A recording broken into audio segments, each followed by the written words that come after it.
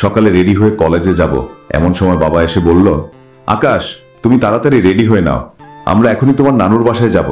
তোমার নানু খুব অসুস্থ। কিন্তু বাবা, আজকে তো আমার এক্সাম আছে আর কালকেও। বাবা কিছুক্ষণ কি যেন ভাবলেন, তারপর বললেন, তাহলে তুমি এক্সাম দিয়ে কাল চলে এসো, আমরা এখন যাচ্ছি। ঠিক আছে বাবা, আমি এক্সাম দিয়ে চলে যাব, তোমরা সাবধানে যেও। আমি কলেজে চলে আসলাম। একটা বিষয় মাথায় ঢুকছে না, কয়েকদিন আগেও নানুকে দেখে আসলাম সুস্থ, হঠাৎ নানুর কি এমন অসুখ হলো যে বাবা এত তাড়াতাড়ি চলে গেলেন। অনার্স ফাইনাল ইয়ারের টেস্ট পরীক্ষা চলছে আমার, তার মধ্যে আর একটা টেনশন চলে আসছে মাথায়। পরের দিন পরীক্ষা শেষে তাড়াহুড়া করে বের হলাম। এমন সময় বন্ধু পিছন থেকে বলে উঠল, আকাশ তাড়াহুড়া করে কোথায় যাচ্ছিস? আসলে বন্ধু, আমার নানু খুব অসুস্থ, তাই সেখানে যাচ্ছি। বন্ধুর সাথে আর কোনো কথা না বলে চলে আসলাম নানু বাড়ি। বাড়িতে এসেই তো আমি পুরো অবাক হয়ে গেলাম, কেননা বাড়িটা খুব সুন্দর করে সাজানো, চারদিকে লাইটিং করা, মনে হচ্ছে কারো বিয়ে। কিন্তু আমার জানা মতে তো এই বাড়িতে বিয়ের উপযুক্ত কোনো মেয়ে কিংবা ছেলে নেই যে তার বিয়ে হবে। তাহলে কার বিয়ে? বাড়িটা বিশাল বড়, আমার নানুর দাদুর আমলের নাকি এ বাড়ি। এককালীন তারা বিশাল বড় লোক ছিলেন, এখনো মোটামুটি এই এলাকার ধনী এপের ধরা হয়। কিন্তু কিছুতেই বুঝতেছি না এই বাড়িতে আজ কার বিয়ে। মনের মধ্যে প্রশ্ন নিয়ে গেটের কাছে গেলাম। দারোয়ান আমাকে দেখে গেটটা খুলে দিল। আমি বাড়ির কাছে আসতে সবাই বেরিয়ে আসলো। সবাই কেমন যেন দৃষ্টিতে আমার দিকে তাকিয়ে আছে, মনে হচ্ছে আজকে আমায় প্রথম দেখছে এরা। বুঝতে পারছি না সবাই এরকম করে তাকিয়ে আছে কেন আমার দিকে। মামা মামি বেরিয়ে আসলেন, সবাইকে উদ্দেশ্য করে বললেন, এই তোমরা সবাই জামাই বাবাজিকে ঘরে নিয়ে চলো। আমি অবাক হয়ে তাকিয়ে আছি সবার দিকে। মামা জামাই বাবাজি কাকে বলছে? বাবাকে বললাম, বাবা মামা আমাকে জামাই বলল কেন? বাবা মুচকি হেসে দিয়ে বলল, নিজের মেয়ে হবু জামাইকে জামাই না বলবে তো কি বলবে? নিজের মেয়ের হবু জামাই মানে? আমি তো কিছুই বুঝতে পারছি না। মা এসে বলল, তোর কিছু বুঝতে হবে না, আমি তোকে সব বুঝিয়ে দিচ্ছি। আয় ভিতরে আয়। ভিতরে ঢুকতেই দেখি মামার ছোট পিচ্চি মেয়েটা আমার দিকে আছে। আমি তাকাতে পিচ্চিটা আমার চট মারল, তারপর দৌড়ে কোথায় যেন পালিয়ে গেল। মা আমাকে ঘরে নিয়ে আসলো। বাবা এসে বলল, আকাশ এই পাঞ্জাবি আর পাজামাটা পরে নাও। পাঞ্জাবি পরবো মানে? মানে আজকে তোমার আর মিম মামুনির বিয়ে। কি বলছো আব্বু? আমি ওই পিচ্চি মেয়েটাকে বিয়ে করব? আমি আর তোর মামা আগে থেকেই তোমাদের বিয়ে ঠিক করে রেখেছিলাম। তোমার নানুর ইচ্ছে সে বেঁচে থাকতে তোমাদের বিয়ে দেখবে। কিন্তু বাবা, সামনে আমার ফাইনাল এক্সাম, আর এখন যদি বিয়ে করি তাহলে আমার পড়াশোনার কি হবে? তারপর আবার পিচ্চি একটা মেয়েকে আমি এই বিয়ে করতে পারবো না বাবা। বিয়ের পরেও পড়াশোনা করা যাবে। আর পিচ্চি কোথায়? নিমতেবার এসএসসি পরীক্ষা দিয়েছে। কিন্তু বাবা, ব্যাস, আমি আর কিছু শুনতে চাই না, তুমি তাড়াতাড়ি রেডি হয়ে নাও। মা তুমি কিছু বলো। আমি আর কি বলবো, তোর বাবা যা বলেছে তাই হবে। বাধ্য ছেলের মতো পাঞ্জাবি পরে বিয়ের পিড়িতে বসলাম। রাত 10টার মধ্যে বিয়েটাও হয়ে গেল। মিম মানে আমার বউ ঘরে বসে আছে, আর আমি ছাদে গিয়ে দাঁড়িয়ে আছি। এমন সময় মিমের ছোট বোন মিষ্টি এসে বলল, ভাইয়া তুমি এখানে? আর আমরা তোমার সারা বাড়ি খুঁজে বেড়াচ্ছি। কেন? হ্যাঁ মা, তুমি জানো না আজকে তোমার বাসর রাত? মিম আপু তো সেই কখন থেকে তোমার অপেক্ষায় বসে আছে। ঠিক আছে তুই যা, আমি আসছি। মিষ্টির সাথে নিচে চলে আসলাম। ঘরের মধ্যে ঢুকে দেখি মিম লম্বা একটা ঘুমটা দিয়ে বসে আছে। দরজাটা লাগিয়ে দিয়ে মিমের পাশে এসে দাঁড়ালাম। মিম নিচে নেমে আমাকে সালাম করতে যাবে, এমন সময় আমি পাটা সরিয়ে নিলাম। মিমের পা অবাক হলো, তারপর উঠে আবার বিছানায় বসে রইল। আমি বালিশটা নিয়ে সোফায় শুয়ে পড়লাম। মিম আমার এরকম ব্যবহার দেখে ভ্যাবাচাকা খেয়ে গেল। আমার কাছে এসে বলল, প্লিজ আপনি খাটে শুয়ে থাকেন, আমি না হয় সোফায় শুয়ে থাকবো। আমি রাগ করে বললাম, হয়েছে, আর দর দেখাতে হবে না, যা এখান থেকে। মিম মুখটা গোমরা পরে চলে গেল বিছানায়। সারাদিনের ক্লান্তিতে কখন যেন ঘুমিয়ে গেছি ঠিক মনে নেই। সকালে মিম আমাকে ধাক্কাচ্ছে, এই উঠেন, এতক্ষণ ঘুমিয়ে আছেন কেন? উঠেন বলছি। আমি তাকিয়ে দেখি মিম ভেজা ভেজা চুলে দাঁড়িয়ে আছে আমার সামনে। দেখতে খুব সুন্দর লাগছে। মায়াভরা মুখটার উপর থেকে কোনো অজানা মায়াজনক চোখটা সরাতে পারছি না। মিম আমার দিকে তাকিয়ে বলল, ওভাবে কি দেখছেন? আমি ঘোর লাগা গলায় বললাম, তোমাকে খুব মায়াবতী লাগছে। মিম আমার কথা শুনে লজ্জায় মাথা নিচু করল। আমার ঘোর কেটে গেল। চোখটা সারাতেই মনে পড়ল আমি মিমকে কি বললাম। ওর প্রতি কি আমি দুর্বল হয়ে গেলাম? না, ওর জন্য তো আমার ক্যারিয়ারটা শেষ হয়ে গেল। ওকে তো তার শাস্তি পেতেই হবে। আমি রাগান্বিত কণ্ঠে বললাম, ওই তুই এখনো এখানে দাঁড়িয়ে আছিস কেন? যা এখান থেকে। মিম আমার কথা শুনে মুখটা গোমরা করে চলে গেল। আমি ওয়াশরুমে গিয়ে ফ্রেশ হয়ে আসলাম। নিচে নামতেই দেখি সবাই আমাদের জন্য খাবার টেবিলে অপেক্ষা করছে। আমি এসে টেবিলে বসলাম, আর মিম সবাইকে খাবার বেড়ে দিল। খাবার শেষ করে রুমে আসলাম। বাবা এসে বলল, আকাশ, আমরা আজকেই মিমকে নিয়ে বাড়িতে যাব, তুমি রেডি হয়ে নাও। মিমকে নিয়ে যাওয়ার দরকার কি? মিম এখানেই থাক না। এখানেই থাকবে মানে? মিম এখন আর মির্জা বাড়ির মেয়ে নেই, সে এখন চৌধুরী বাড়ির বউ। চৌধুরী বাড়ির একটা মান সম্মান আছে। কিন্তু বাবা, আমি তোমাকে বলেছি না, আমি যা বলবো তাই হবে, আর কোনো কথা নয়। রুম থেকে চলে গেল বাবা। ধুর, আমার কোনো কথাই এদের কাছে কোনো দাম নেই। এই বাবাটা না বড্ড একরোখা, যা বলবে তাই, ইচ্ছের বিরুদ্ধেই চলতে হয়। না হলে বাবা হয়ে নিজের আপন ছেলেকে জেলে দিতেও দ্বিধাবোধ করবে না। রেডি হয়ে সবাই গাড়িতে উঠলাম। মিম গাড়িতে ওঠার আগে তার বাবাকে জড়িয়ে ধরে অনেক কান্না করছিল। এতটা কান্না করছিল যে ওর কান্না দেখে আমারও কান্না পাচ্ছিল। হয়তো মেয়েটা বাবাকে প্রচুর ভালোবাসে। মিমের বাবা মিমকে আমার হাতে দিয়ে বলল, বাবা, আমার কলিজার টুকরা মেয়েটাকে তোমার হাতে তুলে দিলাম। আমার মেয়েটাকে কখনো কোনো কষ্ট দিও না বাবা। আমি মামার কথায় মাথা নাড়ালাম। গাড়িতে উঠেও মিম কান্না করছে। হয়তো ও ভাবছে আমি ওকে সান্ত্বনা দিব, বুকে জড়িয়ে নিয়ে বলবো, এভাবে কান্না করছো কেন? আমরা তো আর এই পৃথিবী ছেড়ে যাচ্ছি না, কয়েকদিন পরেই এসে ঘুরে যাব তোমাদের বাড়িতে। কিন্তু আমি সেটা করলাম না। একবার ভাবলাম মেয়েটাকে সান্ত্বনা দিই, কিন্তু পরক্ষণেই মনে হলো মিমের জন্য আমার লাইফটা নষ্ট হয়ে গেল। ওকে সান্ত্বনা দেওয়ার কোনো প্রশ্নই ওঠে না। বাড়িতে চলে আসলাম। গাড়ি থেকে নেমে চলে আসছি এমন সময় বাবা ডাক দিলেন, আকাশ। জি বাবা, এদিকে আসো। আমি বাবার কাছে গেলাম। একাই রুমে যাচ্ছ? মিমকে কে নিয়ে যাবে রুমে? আমি বাবার দিকে তাকিয়ে বললাম, কেন, ওর পা দুটো দিয়ে হেঁটে যাবে? বাবা রাগী চোখে তাকিয়ে বলল, দেখতে পাচ্ছ না মেয়েটা কান্নায় ভেঙে পড়েছে, তারপরও নাকি মাথা ব্যথা করছে ওর। এ অবস্থায় ও কিভাবে হেঁটে যাবে? তাহলে কি এখন ওকে আমার কোলে নিয়ে যেতে হবে? তাই করতে হবে। কোলে করে রুমে নিয়ে যাও। বা কোনো কথা চলবে না। বাধ্য হয়ে কোলে নিলাম মিমকে। মিম আমার দিকে তাকিয়ে একটা চোখ টিপ মারল। মুখ টিপে হাসছে মিম। মিমকে কোলে করে ঘরে নিয়ে আসলাম। বিছানায় গিয়ে নামাবো এমন সময় মিম বলে উঠল, এই, আমাকে জোরে ফেলবেন না, তাহলে আমি চেঁচাবো। সত্যি বলতে ইচ্ছে ছিল জোরে ফেলার, কিন্তু মেয়েটা তো দেখছি ভারী শেয়ানা। আমার মুখ দেখেই বুঝে ফেলল, এইটুকু মেয়ের মাথায় তো দেখছি অনেক বুদ্ধি। আমি এক দৃষ্টিতে তাকিয়ে আছি মিমের দিকে। কি মায়াবতী চেহারা, দেখলেই মায়া লেগে যায়। সারাক্ষণ দেখতে ইচ্ছে করে, ঘোর যেন কাটে না। আমি তো ধীরে ধীরে মেয়েটার প্রতি দুর্বল হয়ে যাচ্ছি।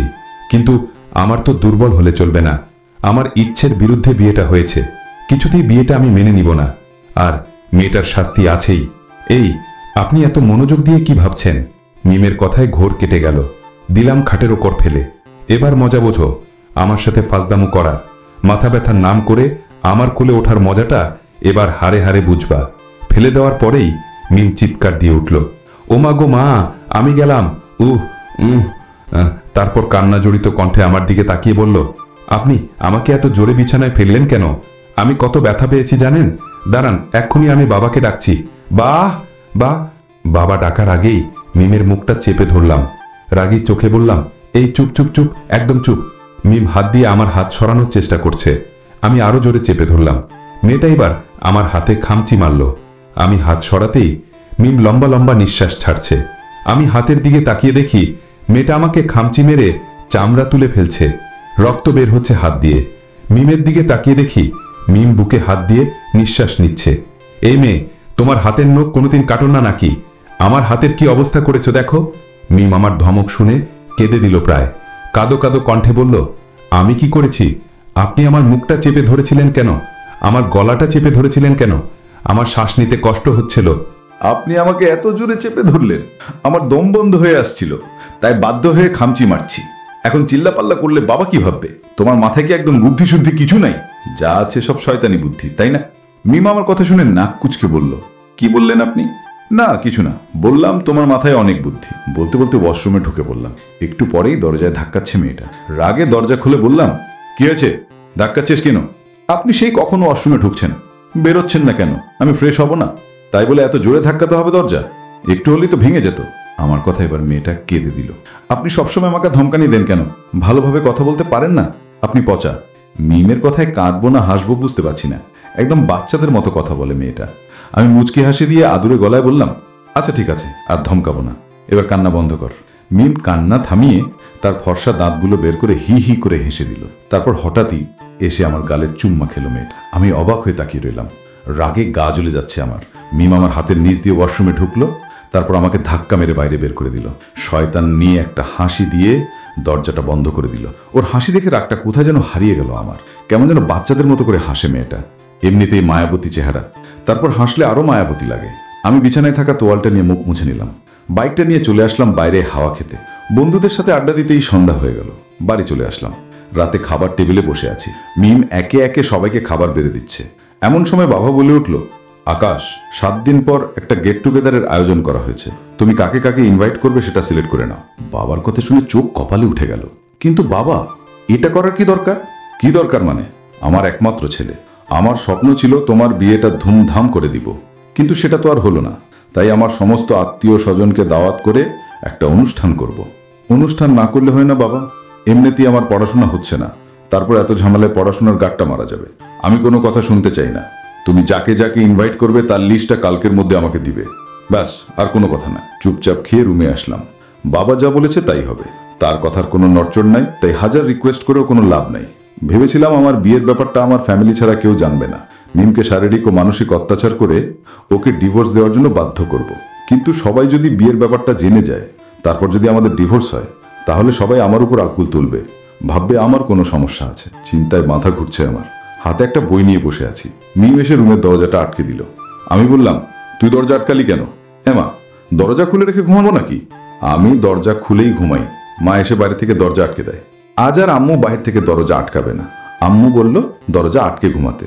আমি তোর সাথে এক রুমে থাকতে পারবো না। কেন? কি সমস্যা? আমি তো আপনার বউ। তোকে কোনোদিন বউ হিসাবে মানতে পারবো না আমি। তুই তো এখনো পিচ্ছি। কি বললেন? আমি পিচ্ছি? তুই পিচ্ছি। মিম আমার দিকে এগিয়ে আসছে আর বলছে, আমি পিচ্ছি তাই না? এই, একদম আগাবি না। মিম আমার অনেক কাছে এগিয়ে আসছে। আবার পিচ্ছি বলো? একবার নয়, 1000 বার বলবো, তুই পিচ্ছি। মিম এবার আমাকে ধাক্কা মেরে বিছানায় ফেলে দিল আর আমার শরীরের উপর ঝাঁপিয়ে পড়ল। আমার ঠোঁটের কাছে মিমের ঠোঁট নিয়ে আসছে মেয়েটা। আমার 2 হাত ওর 2 হাত দিয়ে ধরে আছে। আমি বললাম, এই পিচ্ছি, কি করছো? ভালো হচ্ছে না কিন্তু। মিম তার ঠোঁট আমার ঠোঁটের একদম কাছে নিয়ে আসছে। মিমের নিঃশ্বাস ভারী হয়ে আসছে। ওর প্রতিটা নিঃশ্বাস আমার নিঃশ্বাসের সাথে ধাক্কা খাচ্ছে। হঠাৎ হঠাৎ মিম তার ঠোঁট আমার ঠোঁটে মিলিয়ে দিল। আমি একটা ঝটকা মেরে মিমের কাছ থেকে নিজেকে ছাড়িয়ে নিলাম। রাগের রগ কাঁপছে আমার। কষে একটা চড় মারতে ইচ্ছে করছে।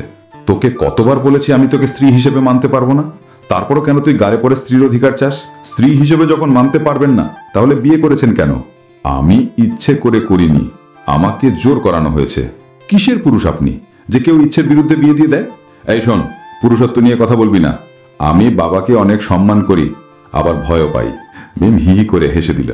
আপনি এত ভীতু? আপনার বাবাকে এত ভয় পান? এখন তো বাবার চেয়েও বেশি তোকে ভয় লাগছে। তুই কখন কি করে বসিস তার ঠিক নেই। মিম আবারও হেসে দিল। ভয় পেতে হবে না। আপনি যখন চান না, তখন আমি আর জোর করব না। সত্যি বলছিস? একটা কথা বলবো? আমি বিছানায় বসে পড়লাম। বল। আপনি কি আমার কাছ থেকে ডিভোর্স চাচ্ছেন? আমি ভ্রুকুচকে তাকালাম মিমের দিকে। মিম কি কথাটা সিরিয়াসলি বলছে? ওর চেহারা দেখে তো সেটাই মনে হচ্ছে। এত মেঘ না চাইতেই বৃষ্টি। মিম আবার বলে উঠল, ডিভোর্স চান তাহলে বলতে পারেন, আমি মাইন্ড করব না। তুই কি আমাকে সত্যি ডিভোর্স দিবি? সত্যি বলতে মন থেকে কখনো এটা চাই না আমি, কিন্তু আপনি তো আমাকে মানতে পারছেন না। তাহলে ডিভোর্স দিয়ে দে আমাকে। আমার কথা শুনে মিমের মুখটা মলিন হয়ে গেল। বুকে যেন তার উত্তাল ঢেউ বইতে শুরু করলো। মাথাটা নিচু করে বলল, ঠিক আছে, আমি আপনাকে ডিভোর্স দিতে রাজি। আপনি ব্যবস্থা করেন। আমার মনটা খুশিতে ভরে উঠল। মিমের থুতনির নিচে হাত দিয়ে নাড়িয়ে বললাম, তুই অনেক সুন্দর রে মাতাবতী, আর মনটাও ভালো। মিম আমার কথায় মাথা নিচু করলো। একটা কথা বলবো, রাখবেন? কি কথা? যতদিন না আমাদের ডিভোর্স হচ্ছে, ততদিন আমি আপনার এখানেই থাকবো, স্বামী স্ত্রীর মতো। আর মা আর আব্বু যেন এ ব্যাপারে কিছুই না জানে। তারা শুনলে খুব কষ্ট পাবে। আমি চাই না তারা কষ্ট পাক। তাদের চোখে আমাকে স্ত্রীর চোখে দেখবেন প্লিজ। এইটুকুই চাই আপনার কাছ থেকে। কখনো আপনাকে বিরক্ত করব না, প্রমিস। হাত জোর করে কেঁদে দিল মিম। আমি মিমের হাত ধরে বললাম, আচ্ছা ঠিক আছে, তোর কথা মতোই কাজ করব। আমি বিছানা থেকে উঠে চলে আসব। হঠাৎ মনে হলো গেট টুগেদারের কথা। বিছানায় বসে মিমকে বললাম, কিন্তু একটা ঝামেলা হয়ে গেছে মিম। মিম চোখের জল মুছে বলল, কি ঝামেলা হয়েছে? বাবা তো গেট টুগেদারের আয়োজন করেছে। তাতে কি হয়েছে? একবার যদি গেট টুগেদার হয়ে যায় তাহলে সবাই জেনে যাবে আমার বিয়ের কথা, আর তারপর যদি তুই আমাকে ডিভোর্স দিস তাহলে সবাই ভাববে আমার সমস্যা আছে, আমার মান সম্মান সব শেষ হয়ে যাবে। মিম আমার কথায় একটা মুচকি হাসি দিল। সমস্যা নেই, বাবাকে বলে আমি ম্যানেজ করে নিব, এটা নিয়ে আপনি চিন্তা করবেন না। খুশিতে বুক ফুলে উঠছে আমার, মনে হচ্ছে এখনই মিমের কপালে একটা চুমু এঁকে দেই। মেয়েটাকে যেরকম ভেবেছিলাম আসলে মেয়েটা সেরকম না। হাত দিয়ে মিমের গাল টিপে বললাম, সত্যিই তুই অনেক ভালো রে মায়াবতী। মিম একটু লজ্জা পেল, বলল, একটা শর্ত আছে। আমি ভ্রু কুঁজে বললাম, কি শর্ত? আপনি আর কখনো আমাকে তুই করে বলতে পারবেন না, তুমি করে বলতে হবে, না হলে গেট টুগেদার হয়ে যাবে। আচ্ছা ঠিক আছে, এখন থেকে তুমি করেই বলবো। বিছানা থেকে উঠে সোফায় গেলাম। মিম বলে উঠল, এক বিছানায় ঘুমালে হয় না। আমি কিছু না বলে শুয়ে রইলাম। মাঝরাতে ঘুম ভেঙে গেল কারো কান্নার আওয়াজে। ধরফুরিয়ে উঠে বসলাম। কান্নার আওয়াজটা বিছানা থেকে আসছে। মনের মধ্যে খোঁচা মেরে উঠল। কাছে গিয়ে লক্ষ্য করলাম মিম মুখ টিপে ফুফিয়ে কান্না করছে। বুকের মধ্যে কেন জানি কষ্ট হতে লাগলো আমার। ইচ্ছে করছে মিমকে জড়িয়ে ধরে ওর কান্না বন্ধ করতে, কিন্তু তা করা যাবে না, তাহলে আমি আমার মূল লক্ষ্যে কখনো পৌঁছাতে পারবো না। মিমকে তো কখনো এইভাবে কষ্ট দিতে চাইনি। বাবা মা না বুঝেই আমাকে বিয়ে দিয়ে দিল। আমার কোনো ইচ্ছে তাদের কাছে নিম পাতার মতো বিষাক্ত লাগে। সবসময় কেন তাদের ইচ্ছেটা আমার উপর চাপিয়ে দিই? একবারও কি বোঝার চেষ্টা করে না আমার ভবিষ্যৎ আমি নিজে গড়তে চাই? তাদের ইচ্ছের কাছে আমার ইচ্ছে ধামাচাপা দিতে হয়। পৃথিবীর সব বাবা মা কি একই রকম, নাকি আমার বাবা মাই আলাদা? বুঝলাম তাদের স্বপ্ন আছে, তাদের স্বপ্নে তারা অটুট। একবারও কি তারা ভেবেছে আমার স্বপ্নের কথা? তাদের স্বপ্ন তারা যে করেই হোক পূরণ করবে। তার জন্য যদি আমার স্বপ্নটাকে গলা টিপে হত্যাও করতে হয়, প্রয়োজনে তাই করবে। তাদের কথার মূল্য আছে, আমার কথার মূল্য নেই। তাদের কথা রাখার জন্য আমাকে যে কারো সাথে বিয়ে দিয়ে দিবে। একবারও তারা ভাবে না আমি তো তাদের সন্তান, আমিও তো কাউকে কথা দিতে পারি। আমি আর পারছি না। ছোটবেলা থেকে নিজের ইচ্ছে, স্বপ্ন, শখ, আহ্লাদ সব কিছু তাদের জন্য কোরবানি করতে করতে করতে আমি অতিষ্ঠ। এবার আমার মূল লক্ষ্যে আমাকে পৌঁছাতেই হবে। আজকে যদি আমার ইচ্ছের বিরুদ্ধে মিমের সাথে আমাকে বিয়ে না দিত, তাহলে মিমের স্বামীর সংসার ভাঙত না। যে করেই হোক কষ্টটাকে মন থেকে দূর করতে হবে। সোফায় এসে বসে পড়লাম। মিমের জন্য কষ্ট হলেও আমার কিছুই করার নেই। আমার স্বপ্নটা তো পূরণ করতেই হবে। ভাবতে ভাবতে ঘুমিয়ে পড়লাম। সকালবেলা মিমের ডাকে ঘুম ভাঙল। আবছা চোখে তাকিয়ে দেখি মেয়েটা তার ফর্সা দাঁত বের করে হি হি করে হাসছে। চোখের দিকে তাকিয়ে দেখি চোখটা ফুলে গেছে। মনে হয় সারা রাত কান্না করেছে। এত কষ্ট নিয়েও মেয়েটা হাসছে কেমনে আমার বুঝে আসে না। আমি চোখ ডলতে ডলতে বললাম, কি ব্যাপার, হাসছো কেন? মিম কোনো মতে হাসিটা বন্ধ করে বলল, আপনার লুঙ্গি কোথায়? মিমের কথায় ইতস্তত হয়ে তাকালাম লুঙ্গির দিকে, কিন্তু লুঙ্গি নেই, শুধু পরনে হাফ প্যান্ট আছে। লুঙ্গি গেল কোথায়? কাচুমাচু হয়ে হাত দিয়ে ইজ্জত ঢাকলাম। মিম পিছন থেকে লুঙ্গিটা বের করে বলল, লুঙ্গিটা সাবধানে রাখতে পারেন না, তাই আমাকে পিচ্ছি বলেন? মিমের হাত থেকে লুঙ্গিটা ছো মেরে নিলাম। ছোটবেলা থেকেই লুঙ্গি আমার কথা শোনে না। রাতে পরে শুয়ে থাকলে সকালে খুঁজে পাই না, তাই বাধ্য হয়ে হাফ প্যান্ট পরতে হয়। আসলে আমি রাতে শুয়ে থাকলে আমার লুঙ্গি ঠিক থাকে না। এর জন্য কত বকা খেয়েছি আম্মুর কাছে তার হিসেব নেই। মিমের কথায় আমি হো হো করে হেসে দিলাম। আমিও বকার মতো হাসতে লাগলাম। মিম হাত দিয়ে মুখ টিপে বলল, যান, ফ্রেশ হয়ে নিন, সবাই আমাদের জন্য অপেক্ষা করছে। বলেই মিম রুম থেকে চলে গেল। রাগে মাথার চুল ছিঁড়তে ইচ্ছে করছে। এত বড় হয়ে গেছি, এখন পর্যন্ত লুঙ্গিটা সাবধানে রাখতে পারলাম না। আজকে যদি হাফ প্যান্ট পরা না থাকতো তাহলে তো ইজ্জতের ফালুদা হয়ে যেত। নিজের মাথায় নিজেই গাঁটটা মেরে ওয়াশরুমে তুলে গেলাম। ফ্রেশ হয়ে এসে দেখি সবাই খাবার টেবিলে আমার জন্য অপেক্ষা করছে। চেয়ার টেনে টেবিলে বসতেই বাবা বলল, এতক্ষণ লাগে ঘুম থেকে উঠতে? কখন থেকে অপেক্ষা করছি তোমার জন্য। আমি কিছু বললাম না, খাওয়া শুরু করলাম। কলেজের সময় হয়ে গেছে, তাড়াতাড়ি কলেজে যেতে হবে। বাবা আবারও বলে উঠল, তোমাকে যে রাতে বলেছিলাম তুমি যাকে যাকে ইনভাইট করবে তার লিস্ট দিতে, কথাটা মনে আছে নাকি গিলে খেয়েছো? আমি মুখে খাবার নেওয়া অবস্থায় মিমের দিকে তাকালাম। মিম আমাকে চোখের ইশারায় বোঝালে চুপ থাকতে। আমি সব সামলে নিচ্ছি। আমি চুপ হয়ে রইলাম। বাবা আবারও বলে উঠল, কি হলো, কথা বলছো না কেন? বাবার কথা শুনে মিম বলে উঠল, বাবা আমার একটা কথা ছিল। কি বলবে মা, বলো। আসলে বাবা বলছিলাম কি, গেট টুগেদারের আয়োজন করার দরকার নেই। অযথা এসব করে টাকা নষ্ট করার কি দরকার? আপনি বরং টাকাগুলো দিয়ে আমাকে একটা কলেজে ভর্তি করে দিন, আমি পড়াশোনা করতে চাই। আমি মিমের দিকে ভ্রু কুচকে তাকালাম। বাবা এসব না করে বলল, কিন্তু মা। বাবাকে পুরোটা না বলতে দিয়ে মা বলে উঠল, মিম যখন বলছে তখন এসব করার দরকার নেই। বরং মিমকে কলেজে ভর্তি করে দেওয়াই ভালো, তাতে মিমের ইচ্ছেটাও পূরণ হবে। বাবা কিচিৎ হেসে বলল, ঠিক আছে, তোমরা মা মেয়ে যখন চাইছো তখন তাই হবে। আমি তো পুরাই অবাক, ভাবতেই পারছি না বাবা মিমের কথা এত সহজে মেনে নিবে। যে মুখে যা বলে তাই করে, নিজের ছেলে কোরবানি হলেও আসে যায় না, আর সে সামান্য ছেলের বউয়ের কথায় হাসি মুখে মেনে নিল। একেই বলে মেয়েদের প্রতি দুর্বলতা। কিন্তু মিম কলেজে ভর্তি হবে কেন? খেয়ে রুমে আসলাম, বিছানায় বসে মিমের জন্য অপেক্ষা করছি। একটু পরই মিম চলে আসলো। তুমি কলেজে ভর্তি হওয়ার কথা বললে কেন? মিম আমার দিকে ভাবলে সহীনভাবে তাকিয়ে বলল, কলেজের কথা না বললে বাবা কিছুতেই রাজি হতো না, তাই বলেছি। আমি কিছু বললাম না। বলতে হবে মেয়েটার বুদ্ধি আছে। তুমি কি কোনো কারণে ভয় পাচ্ছ? না না, ভয় পাবো কেন? তুমি কি সত্যি কলেজে ভর্তি হবে? কেন, আপনার কি সমস্যা হবে তাতে? না, সমস্যা হবে কেন? মুচকি হাসি দিয়ে বেরিয়ে পড়লাম। ড্রয়িং রুমে যেতেই বাবা পিছন থেকে ডাক দিলেন, আকাশ, কোথায় যাচ্ছ তুমি? কেন? কলেজে যাচ্ছি বাবা। একা কেন? মিম কোথায়? মিমকে সাথে করে নিয়ে যাও।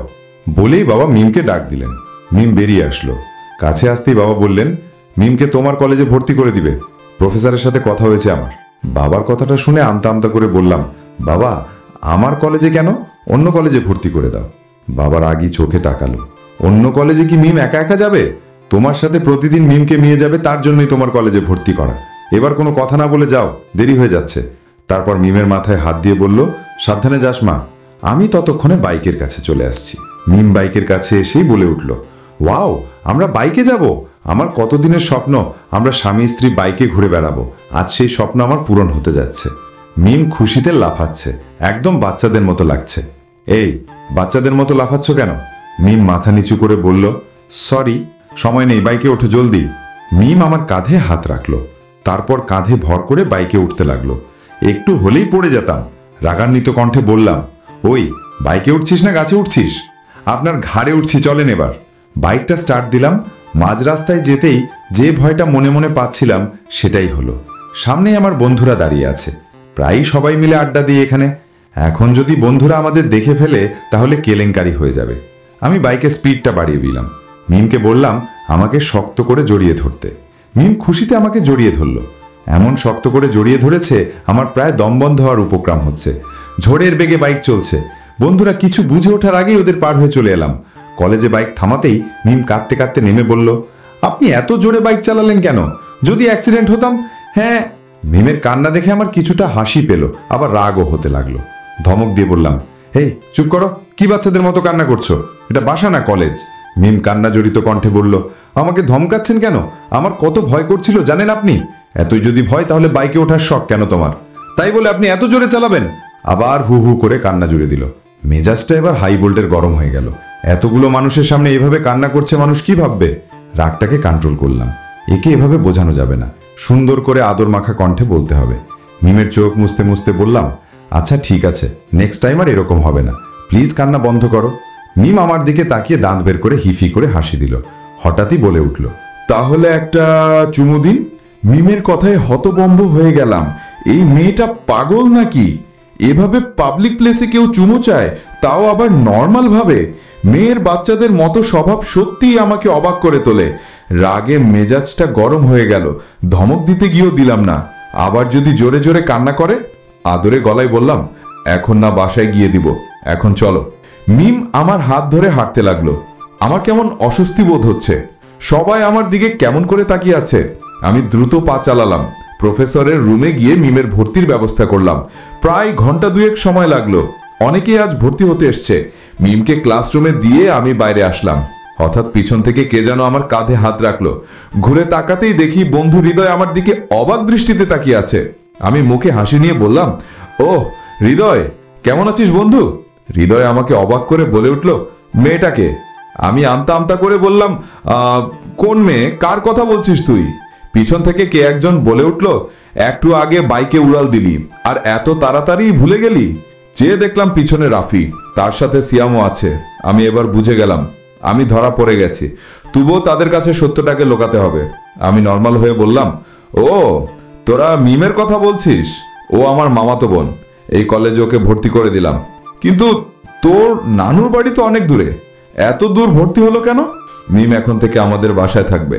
কথা বলতেছি বন্ধুদের সাথে, এমন সময় মিম চলে আসলো। আমি একটু এগিয়ে গেলাম। মনে মনে ভয় হতে লাগলো, না জানি মেয়েটা কি থেকে কি বলে ফেলে। কাছে গিয়ে বললাম, এত তাড়াতাড়ি বের হয়ে এলে কেন? আজকের মতো ক্লাস শেষ। ঠিক আছে, বাসায় চলো। বন্ধুদের কাছে এসে মিমকে পরিচয় করিয়ে দিলাম। মিম, এরা হলো আমার প্রাণের বন্ধু, আর আর এই হলো মিম, আমার মামাতো বোন। মিম আমার কথায় চোখ গরম করে তাকালো আমার দিকে। আমি ওকে ইশারায় বুঝালাম কথা না বলতে। মিম চুপ করে দাঁড়িয়ে রইল, মনে হচ্ছে এখনই চোখ দিয়ে পানি পড়বে। আমি বন্ধুদের উদ্দেশ্যে বললাম, আজকে যাই বন্ধু, কালকে কথা হবে। একটু দূরে এসে মিমকে বললাম, সরি, আসলে বন্ধুদের ব্যাপারটা জানাতে চাচ্ছি না, প্লিজ কিছু মনে করো না। আমি হাঁটতে লাগলাম। মিম পিছনে দাঁড়িয়ে রইল। বাইকের কাছে এসে বাইকে উঠলাম। মিমকে দাঁড়িয়ে থাকতে দেখে বললাম, ওখানেই দাঁড়িয়ে থাকবি নাকি বাসায় যাবি? আমার মুখে তুই শুনে মিমের চোখটা লাল হয়ে গেল। মনে হচ্ছে একটু পরেই বৃষ্টি ঝরবে। হাঁটতে হাঁটতে বাইকের কাছে আসলো। আমি বাইকটা স্টার্ট দিলাম। আমার কাঁধে হাত না রেখেই বাইকে ওঠার চেষ্টা করছে, কিন্তু উঠতে পারছে না। অবশেষে আমার কাঁধে হাত রেখেই উঠল। আসার সময় মিম গা ঘেঁষে বসেছিল মিম, আর এখন আমার শরীর যেন টাচ করতে ইচ্ছে করছে না। নিজের অনিচ্ছায় আমার কাঁধে হাত রেখে বসে আছে আমি। বাইক ধীরে ধীরে চালাচ্ছি। মিম কোনো কথা বলছে না। মিম, রাগ করেছ? কোনো জবাব নেই মিমের। আবার বললাম, কি হলো, কথা বলছো না যে? এবারও কোনো কথা বললো না মিম। আমি আর কোনো কথা বললাম না। হয়তো রাগ করেছে, না হয় অভিমান, তাতে আমার কি? ওর রাগ অভিমানে আমার কি যায় আসে? কিন্তু কেন জানি আমার ভিতরটা ইঞ্চি ইঞ্চি ব্যথা হচ্ছে। তাকে আমি মিমকে ভালোবেসে ফেললাম, ওর জন্য আমার কষ্ট হবে কেন? না, কি সব ভাবছি আমি। নিজের মাথায় নিজেই টোকা মারলাম।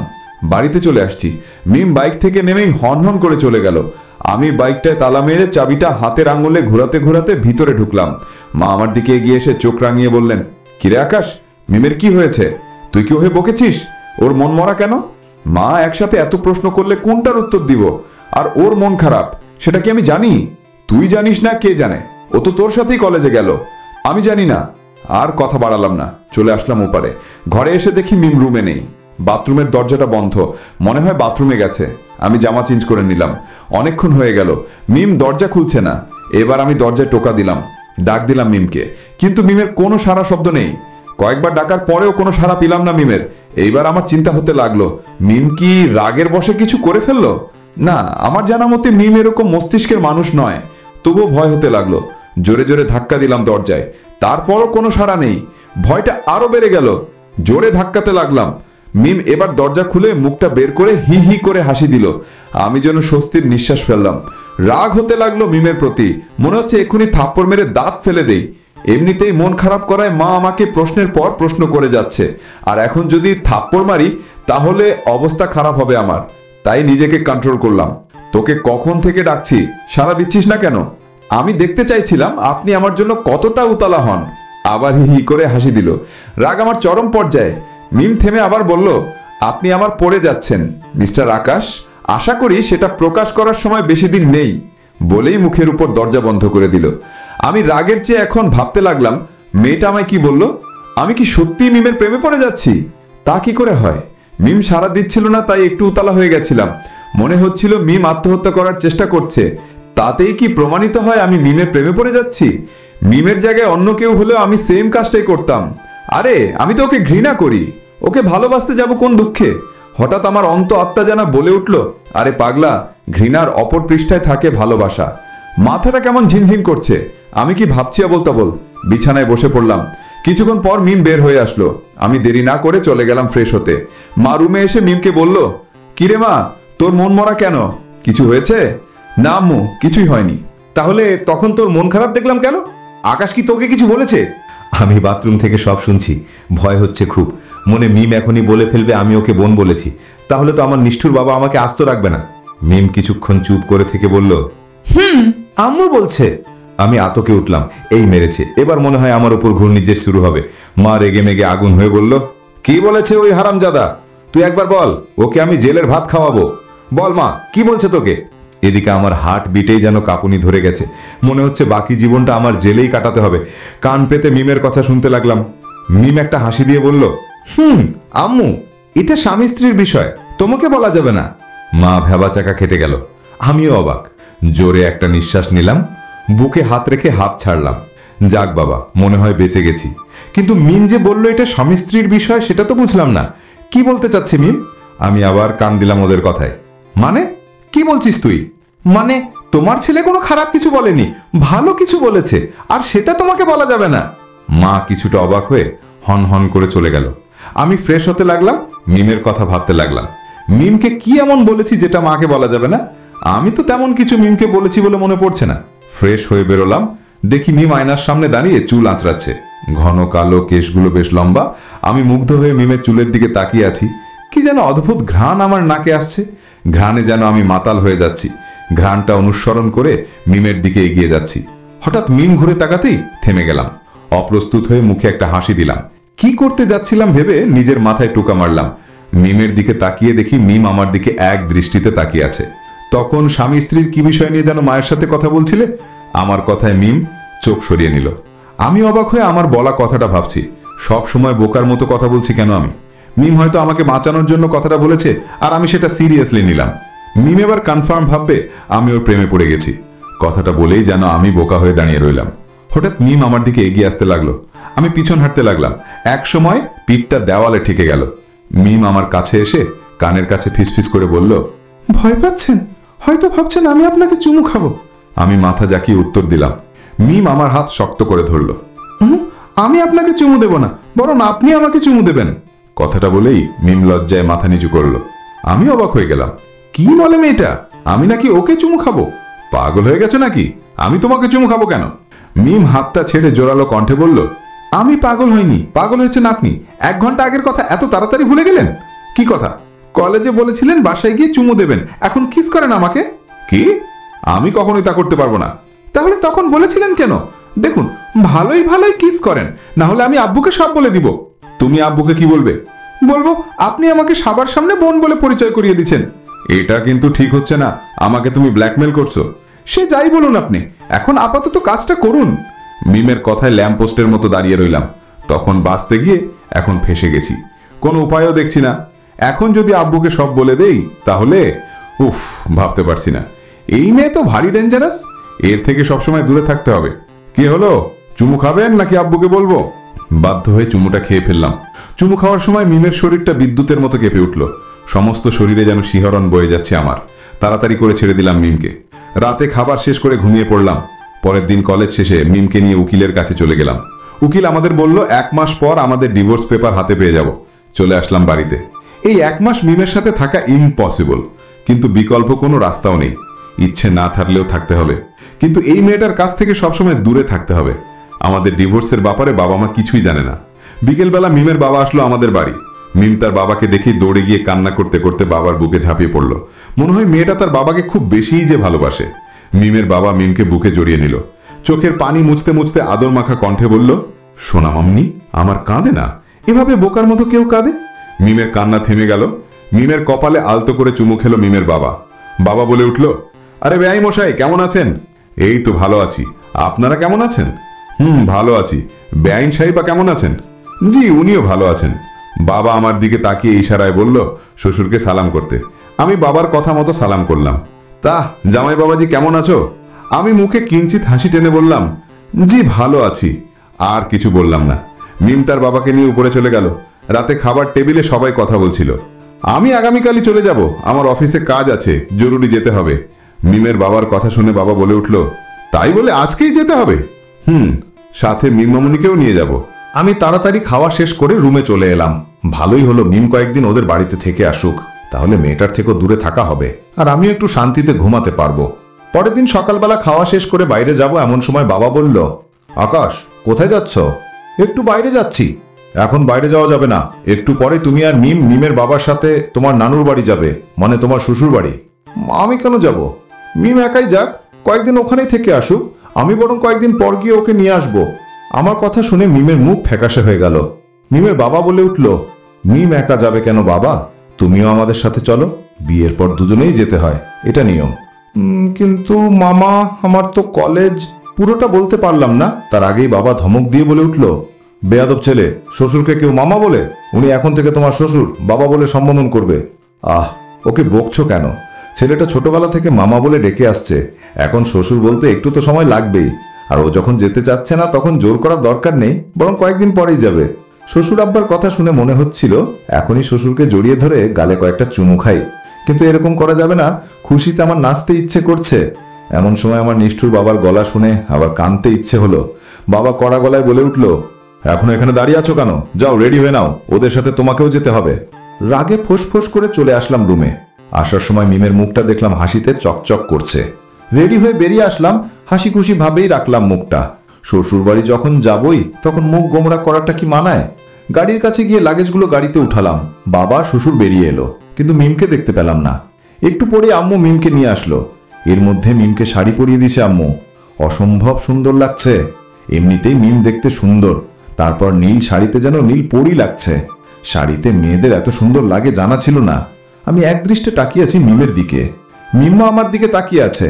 হঠাৎ শ্বশুর মশাই বলে উঠল, বাবা মিমকে নিয়ে গাড়িতে ওঠো। চোখটা সরিয়ে নিলাম, মার দিকে তাকাতেই দেখি ফ্যালক্যাল করে তাকিয়ে আছে আমার দিকে। গাড়িতে উঠে পড়লাম। মিম আমার পাশে আর মিমের বাবা সামনে, ড্রাইভার গাড়ি চালাচ্ছেন। আর আমি মনে ভাবছি জীবনে প্রথম শ্বশুর বাড়ি যাচ্ছি। যদিও এর আগে কতবার গিয়েছি তার হিসেব নেই, কিন্তু তখন তো ছিল নানুর বাড়ি, আর এখন হয়েছে শ্বশুর বাড়ি। শুনেছি শ্বশুর বাড়ি নাকি অনেক আদর যত্ন করা হয়। ভাবতেই কেমন যেন ফিলিংস হচ্ছে আমার। হঠাৎ মিমের কথায় ভাবনার জগৎ থেকে বেরিয়ে এলাম। আজকে আপনি এত সাজুগুজু কেন করেছেন? নর্মালি আসতে পারলেন না? অবাক হয়ে তাকালাম মিমের দিকে। মেয়েটা বলে কি, জীবনে প্রথম শ্বশুর বাড়ি যাচ্ছি, সাজুগুজু করবো না তো কি করব? ভ্রু কুচকে বললাম, কেন, তাতে কি হয়েছে? আমাকে দেখতে খারাপ দেখাচ্ছে? এখন আপনাকে দেখে যে কেউ প্রেমে পড়ে যাবে, খুব সুন্দর লাগছে। তাহলে আগের কথাটা বললে কেন? আপনি জানেন না, আমার কয়েকটা বজ্জাত বান্ধবী আছে, স্মার্ট ছেলে দেখলেই তার সাথে ঘষাঘষি শুরু করে দেয়। আর আপনি যেভাবে সেজেছেন ওরা শগুনের মতো তাকিয়ে থাকবে আপনার দিকে। মেয়েটা তো ভারী হিংসুটে, তবে এটাই আমার কাজে লাগাতে হবে। ওর বান্ধবীদের সাথে বেশি বেশি কথা বলতে হবে, তারপর দেখবে আর জ্বলবে লুচির মতো ফুলবে। এই আপনি এত কি ভাবছেন? মিমের কথায় নড়ে চড়ে বসলাম। কই কিছু না। খবরদার, আপনি একটু ওদের সাথে কথা বলবেন না। কাদের সাথে? আমার বজ্জাত বান্ধবীদের সাথে। তাদের বাসা কোথায়? আমাদের বাসার পাশেই।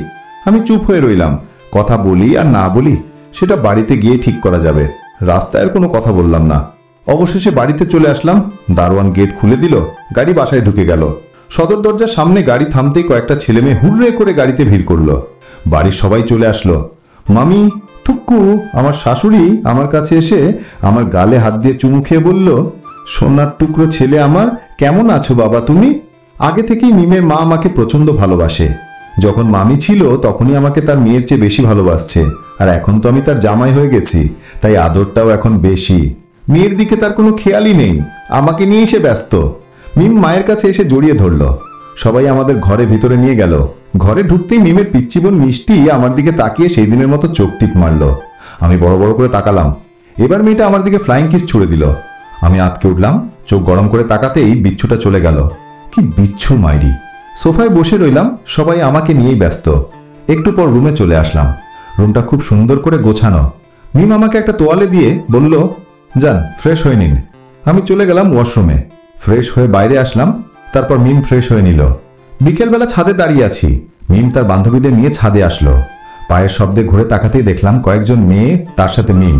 মিম আমাকে একে একে সবাইকে পরিচয় করে দিতে লাগলো। একটা মেয়ে বলে উঠল, থাক, তোর পরিচয় করে দিতে হবে না, আমি পরিচয় হয়ে নিচ্ছি। কথাটা বলেই হাত বাড়িয়ে দিল আমার দিকে, বলল, আমি নোভা, মিমের বেস্ট বান্ধবী। আমিও হাত মিলিয়ে বললাম, আমি আকাশ। মিমের দিকে তাকিয়ে দেখি রাগে চোখ মুখ লাল হয়ে আছে। আমি আগুনের ভেতর আরো একটু কেরোসিন ঢেলে দিলাম। তোমার নামটা কিন্তু খুব সুইট। নোভা লজ্জায় লাল হয়ে বলল, আপনার নামটাও অনেক সুন্দর। মিমের মুখের দিকে চাওয়া যাচ্ছে না, রাগে ফোঁস করছে। রাগে গজগজ করে বলল, ও নোভা, হাত ছাড়। নোভা তবু হাত ছাড়ছে না। সত্যি বলতে আমি ওর হাত শক্ত করে ধরে আছি।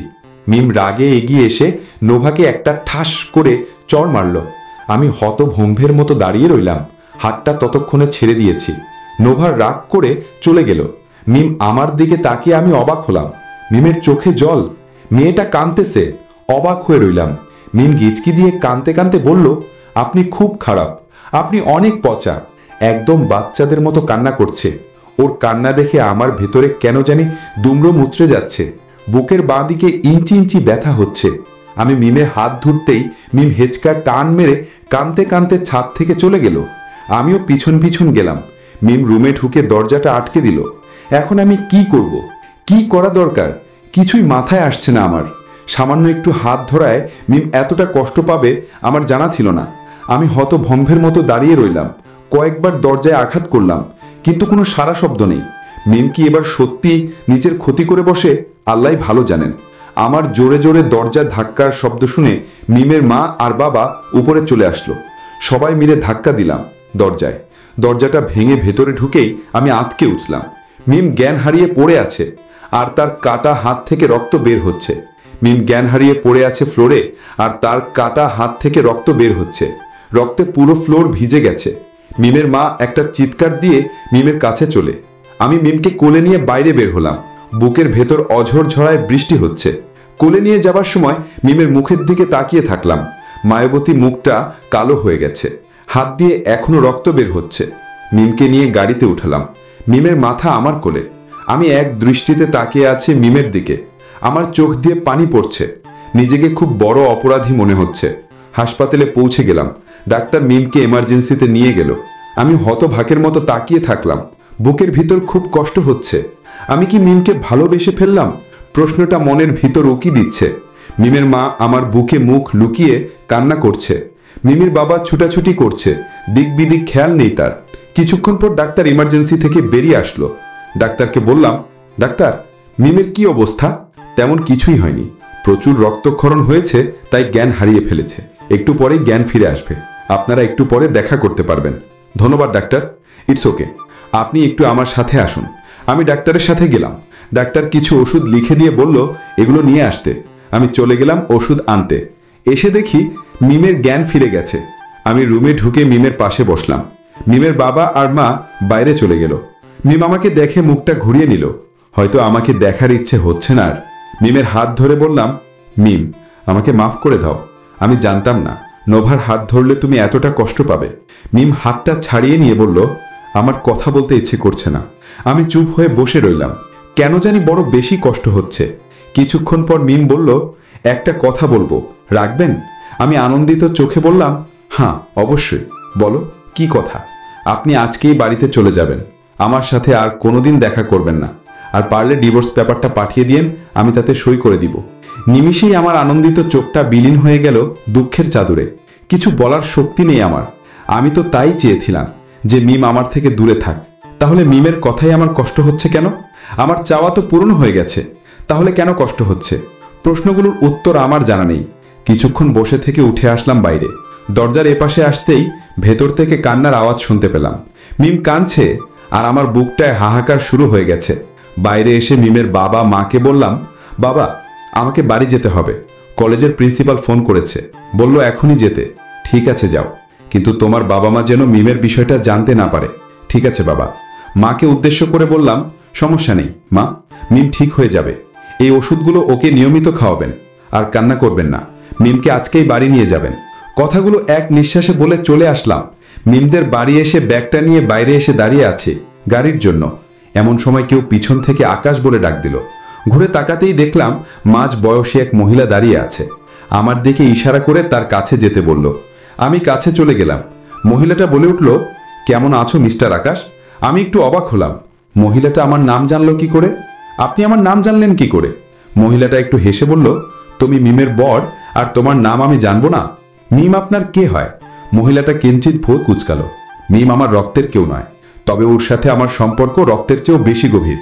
ওর সব কথা আমাকে বলে, বিশেষ করে তোমার কথা। আমি আরেকটু অবাক হলাম। আমার কথা মানে? মিম তো তোমাকে ছোটবেলা থেকেই ভালোবাসে। আমার কাছে আসলেই সবসময় তোমার কথা বলতো। তোমার একটা ফটো ছিল তার কাছে, সবসময় তার বুকে জড়িয়ে রাখতো সেটা। তোমার সাথে যেদিন বিয়ে হবে সেদিন মিমকে যত খুশি দেখেছি, এর আগে কখনো আমি এত খুশি ওকে দেখিনি। আমি মহিলার কথা শুনছিলাম আর মিমের কথা ভাবছিলাম যে আমাকে ছোটবেলা থেকেই ভালোবাসে, আজ সে আমার জন্য কষ্ট পাচ্ছে। মহিলা একটা দীর্ঘ শ্বাস ফেলে বলল, মিম চলে যাওয়ার পর থেকে আমি একদম একা হয়ে গেছি। ওর মায়াবী মুখটা সবসময় মনে পড়ে। পরিবারের বড় আদরের মেয়ে, কখনো ওতে কষ্ট পেতে দেখিনি। তবে বড্ড অভিমানী মেয়েটা, একটুতেই কেঁদে ফেলে। কষ্ট তার একদমই সহ্য হয় না। ওহ, আমি তো ভুলেই গিয়েছিলাম। মিম কোথায়? তোমার সাথে আসেনি? আমি মহিলার দিকে তাকালাম। তার চোখ মিমকে খুঁজে বেড়াচ্ছে। আমি বললাম, আসছে, বাড়িতে আছে, আমার একটা জরুরি কাজ আছে, তাই বাড়ি যাচ্ছি। ওহ আচ্ছা ঠিক আছে, সাবধানে যেও। আরেকটা কথা, আমি ঘুরে তাকালাম। কখনো কোনোদিন মিমকে কষ্ট দিও না, কষ্ট তার একদমই সহ্য হয় না। আমি কোনো কথা না বলে চলে আসলাম। আমি কোনো ভুল করছি না তো? মিমকে এতটা কষ্ট দেওয়া ঠিক হবে না, মনে মনে ভাবছি আর হাঁটছি। গাড়িতে উঠে চলে আসলাম বাড়িতে। বাড়িতে কি জবাব দিব? এত তাড়াতাড়ি চলে আসায় বাবা মা অনেক প্রশ্ন করে বসবে। এসব ভাবতে ভাবতে রুমে চলে আসলাম। বিকেলবেলা বাবা মাকে বললাম কলেজে পরীক্ষা বিষয়ে কাজ আছে, তাই চলে আসছি। পরের দিন রেডি হয়ে কলেজে যাব, এমন সময় ফোনটা বেজে উঠল। ফোন রিসিভ করে বললাম, হ্যালো, কে বলছেন? ওপাশ থেকে কোনো কথা বলছে না, কান্নার আওয়াজ আসছে। আমার বুকটা ধুক করে উঠল। মিম কি আমাকে ফোন করেছে? কান্নার আওয়াজই বলে দিচ্ছে ওপাশে মিম কাঁদতেছে। আমি বললাম, মিম কান্না করছো কেন? কথা বলো। কান্নার আওয়াজটা আরো বেড়ে গেল। আমার বুকের ভেতর উথাল পাথাল ঢেউ শুরু হয়ে গেছে। কিছুক্ষণ পর ফোনটা কেটে গেল। আমি আবার ব্যাক করলাম, কিন্তু ফোনটা বন্ধ। মেয়েটা বড্ড অভিমানী, অভিমানে কথা বলছে না, আবার কষ্টটাও তার সহ্য হচ্ছে না, তাই হয়তো কান্না করছে। আমি আবারও চিন্তায় পড়ে গেলাম। আমার চারদিক অন্ধকার হয়ে আসছে। বুকের ভিতর মনে হচ্ছে কেউ হাতুড়ি পেটাচ্ছে। আমার এত কষ্ট হচ্ছে কেন? আমি তো মিমকে ঘৃণা করি, তার জন্য আমার কষ্ট হবে কেন? আমি কি মিমকে ভালোবেসে ফেললাম? ধুর, কি সব ভাবছি আমি। মাথা যা ভার হয়ে আসছে আমার। খাটের উপর বসে পড়লাম। আমি কোনো ভুল করছি না তো? ভাবতে ভাবতে ঘুমিয়ে পড়লাম। এভাবে প্রায় 2 সপ্তাহ কেটে গেল। আমি এখন মিমকে বড্ড বেশি মিস করছি।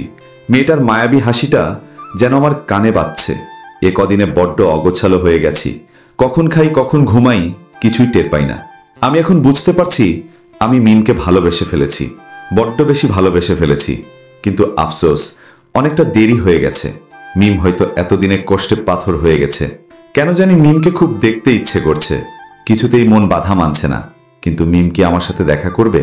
এত কষ্ট দেওয়ার পরেও মিম কি আমাকে ভালোবাসবে? আর এসব ভেবে লাভ নেই।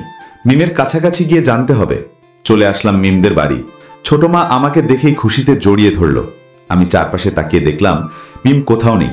দৌড়ে রুমে চলে আসলাম, কিন্তু মিম রুমে নেই। বাথরুমের দরজা খোলা, বাথরুমেও নেই।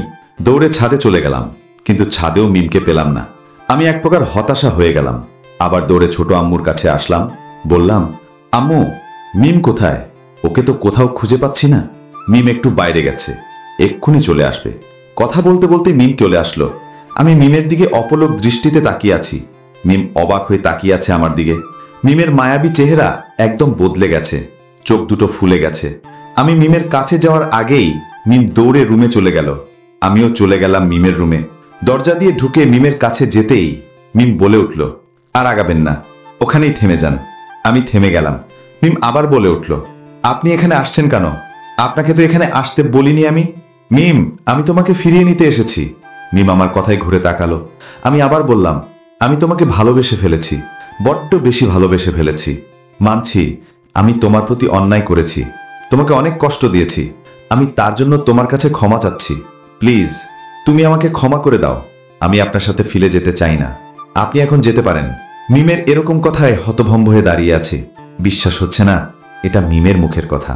যে মিম আমাকে পাগলের মতো ভালোবাসে, সে আজকে আমাকে ফিরিয়ে দিচ্ছে। আমি আর কোনো কথা বললাম না, কেননা দোষটা আমার নিজের দোষেই নিজে কষ্ট পাচ্ছি। মিমের জায়গায় হয়তো আমি থাকলে একই কাজ করতাম।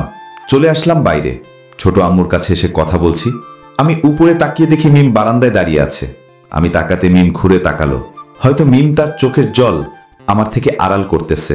আমি একবার মিমের দিকে তাকিয়ে চলে আসলাম। বাড়ি এসে সবকিছু ভেঙে ফেললাম। চিৎকার করে কাঁদতে ইচ্ছে করছে। নিজের শরীরে নিজেই আঘাত করতে লাগলাম। আমি প্রায় পাগল। মা এসে চিৎকার করে বাবাকে ডাকলো। দেয়ালে আবার রক্ত চিকচিক করছে। মাথা ফেটে ফেলছি, তবুও যেন কষ্ট দূর হচ্ছে না। একসময় জ্ঞানহারা অবস্থা হয়ে গেল। চোখের সামনে ঝাপসা দেখছি, মা চিৎকার করে কাঁদতেছে। বাবার রুমে এসে আমাকে ধরতেই আমি ঢলে পড়লাম, অজ্ঞান হয়ে গেলাম। জ্ঞান ফিরে দেখি আমি হাসপাতালে, ব্যান্ডেজ, প্রচুর ব্যথা অনুভব করছি। এর আগেও এরকম হয়েছিল আমার, যখন মিমকে আমি চুমু খেয়েছিলাম। মিম আমার কাছে আসলে আমার হার্টবিট উঠানামা শুরু হয়ে যেত। তাহলে কি মিম আসছে হাসপাতালে? আমি বুঝতে পারছি মিমের উপস্থিতি। আমার কেন জানি মনে হচ্ছে মিম এখানেই আছে। আমি উঠে বাইরে আসলাম। একটা নার্স এসে আমাকে আটকে দিল। আমি নার্সকে ধাক্কা মেরে সরিয়ে দিলাম। আরো কয়েকজন নার্স দৌড়ে এলো, আমাকে শক্ত করে ধরে ফেলল। একজন এসে আমাকে ইনজেকশন পুশ করে দিল। আমি চোখের সামনে মিমকে দেখতে পারছি, কিন্তু কাছে যেতে পারছি না। আমার চোখ ঝাপসা হয়ে আসছে। মিমকে ডাকার আগেই আমি ঢলে পড়লাম। জ্ঞান ফিরে তাকিয়ে দেখলাম চারপাশে মিম। কোথাও মিম নেই। মিম কি সত্যি এসেছিল আমাকে দেখতে, নাকি আমি স্বপ্ন দেখছিলাম? মাকে জিজ্ঞেস করতে গিয়েও থেমে গেলাম, যদি আবার প্রশ্ন করে। কেটে গেল আরো একটা সপ্তাহ। এ কদিনে মা বাবা আমাকে অনেক চাপ দিয়েছে মিমকে আনার জন্য, কিন্তু আমি মিথ্যে বলে বুঝিয়েছি আমার শরীর অসুস্থ, তাই বাবা আমার উপর জোর প্রয়োগ করেনি। একবার বাবাও গিয়েছিলেন মিমকে আনতে, কিন্তু মিম আসেনি। হয়তো কিছু একটা বলে বাবাকে বুঝিয়েছে, আর বাবা এসে আমাকে বলল, তোর পরীক্ষার পর মিমকে নিয়ে আসিস, এতদিন সে ওখানেই থাক। বাবা মিমকে নিজের মেয়ের মতো ভালোবাসে, তার কোনো কথা বা ব্যবহারে কখনো সন্দেহ খুঁজবে না। আমার মাথাটা এখনো ব্যথা করে, মাঝে মাঝে মাথা ঘুরে পড়ে যায়। বাবার মা মিমদের বাসায় গেছে মিমকে দেখতে। মা খুব দেখতে ইচ্ছে করছিল মিমকে, তাই বাবা সাথে করে নিয়ে গেছে। আমাকে নিয়ে যেতে চেয়েছিল, কিন্তু আমি যাইনি। রুমে শুয়ে আছি, এমন সময় কলিং বেলের আওয়াজ শুনতে পেলাম। বাবা মা কি এত তাড়াতাড়ি চলে আসলো? মা তো বললো আজকে থাকবে। ভাবতে ভাবতে আবার কলিং বেলটা বেজে উঠল। উঠে গিয়ে দরজা খুলে দিলাম। বাইরে উকিল সাহেবকে দেখে হতচকিত হয়ে উঠলাম আমি। রুমে আসতে বললাম। সোফায় বসে উকিল সাহেব একটা কাগজ বের করে আমার দিকে এগিয়ে দিয়ে বলল, এই নিন আপনাদের ডিভোর্স পেপার। আপনার স্ত্রী কালকে আমার অফিসে এসেছিলেন, উনি পেপারে সই করে দিয়েছেন আর পেপারটা আপনার কাছে পৌঁছে দিতে বলেছেন। উকিলের কথা শুনে বুকটা ধুক করে উঠল। মনে হলো কেউ বুকের ভিতর বিষাক্ত তীর ঢুকিয়ে দিয়েছে। কাপা কাপা হাতে পেপারটা নিলাম। উকিল সাহেব কাগজটা দিয়েই চলে গেলেন। আমি মাথায় হাত দিয়ে বসে পড়লাম সোফায়। সদ্য মিমের সই করা ডিভোর্স পেপারের দিকে তাকিয়ে একটা চিৎকার দিলাম। চোখ দিয়ে পানি পড়ছে। মিম এতটা নির্দয় হলো কি করে? আমার ভালোবাসা একবারের জন্য বুঝলাম না। আমি তো তার কাছে ক্ষমা চেয়েছিলাম, তাকে ভালোবেসেছিলাম, তার শ্বাস প্রশ্বাস আমার সাথে মিশিয়ে নিতে চেয়েছিলাম। আমি কি খুব বেশি অন্যায় করে ফেলেছি যে তার কোনো ক্ষমা নেই? ডিভোর্স তো আমি দিতে চেয়েছিলাম, মিম তো চেয়েছিল না। তাহলে মিম কেন আমাকে ডিভোর্স দিল? আমার এখনই মিমের সাথে দেখা করতে হবে। আমি আমার প্রশ্নের জবাব চাই। বাইকটা নিয়ে চলে আসলাম মিমের বাড়িতে। চিৎকার করে মিমকে ডাকতে লাগলাম। হাতে আমার ডিভোর্স পেপার। আমাকে দেখে মা, বাবা আর মিমের মা অবাক হয়ে গেল আমার চিল্লাচিল্লি শুনে। আমি তাদের দিকে না তাকিয়ে চলে আসলাম মিমের রুমে।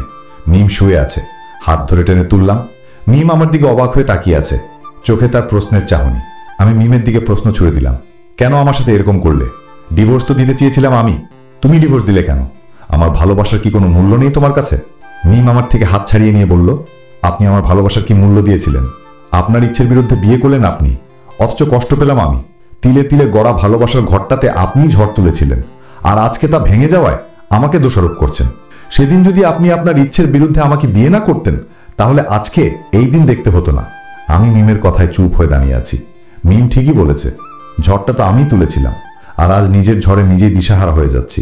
মিম আবার বলে উঠল, আমি ডিভোর্স পেপারে সই করে দিয়েছি, আশা করি আপনিও সই করে দিবেন।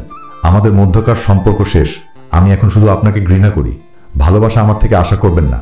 মিমের কথায় আমারও জেদ উঠে গেল। যদি মিম নিজের জেদে আমাকে ডিভোর্স দিতে পারে, তাহলে আমিও আমার ভালোবাসা আদায় করে নিব। আমি মিমের হাত ধরে দরজার কাছে যেতেই দেখলাম বাবা, মা আর মিমের আম্মু দরজার কাছে দাঁড়িয়ে আছে। এতক্ষণে হয়তো তারা সব কথা জেনে গেছে। আমি মিমকে নিয়ে বাইরে আসলাম। মিম চিল্লাচ্ছে, সেদিকে আমার কোনো খেয়াল নেই। আমি মিমকে নিয়ে সোজা বাইকে উঠালাম। বাইক চলছে ঝড়ের গতিতে। মিম আমাকে একের এক প্রশ্ন করে যাচ্ছে, আর বকবক করছে আর চিল্লাচ্ছে। আমার মাথা গরম হয়ে গেল। বাইক আরো জোরে চালানো শুরু করলাম। হঠাৎ বাইকটা ব্রেক ফেল হয়ে গেল, আর একটা চলন্ত কারের সাথে ধাক্কা খেলাম। আমি ছিটকে পড়ে গেলাম রাস্তার ধারে। মাথায় প্রচন্ড আঘাত লাগলো আমার। আমি ওখানেই জ্ঞান হারিয়ে ফেললাম। এখানে টুইস্ট। ইন্সপেক্টর সাহেব লম্বা একটা নিঃশ্বাস ফেললেন, তারপর আমার দিকে তাকিয়ে বললেন, তোমার নিজের পায়ে নিজেই কুড়াল মেরেছ, এখন তার কষ্ট পাচ্ছ। ভুল করলে ভুলের মাসুল তো দিতেই হবে। আর চিন্তা করো না, শীঘ্রই তোমার জামিনের ব্যবস্থা করব। এখন খাবারটা খেয়ে নাও। ইন্সপেক্টর সাহেব চলে গেলেন। আমি খাবারের দিকে তাকিয়ে মুচকি একটা হাসি দিলাম। এই খাবার দিতে এসে একটা বুক ফাটা ছেলের গল্প শুনে গেল ইন্সপেক্টর সাহেব। খাবারটা খেয়ে নিলাম। এই চার দেয়ালের মধ্যে কেন জানি আমার থাকতে খুব ইচ্ছে করছে। ইন্সপেক্টর সাহেবকে বলতে ইচ্ছে করছে, আমার জামিনের কোনো দরকার নেই, আমি এখানেই সারা জীবন থাকতে চাই। চার দেয়ালের মাঝে জীবন সীমাবদ্ধ। যতই ছুটোছুটি করো না কেন, দেয়ালের ওপারে যেতে পারবে না।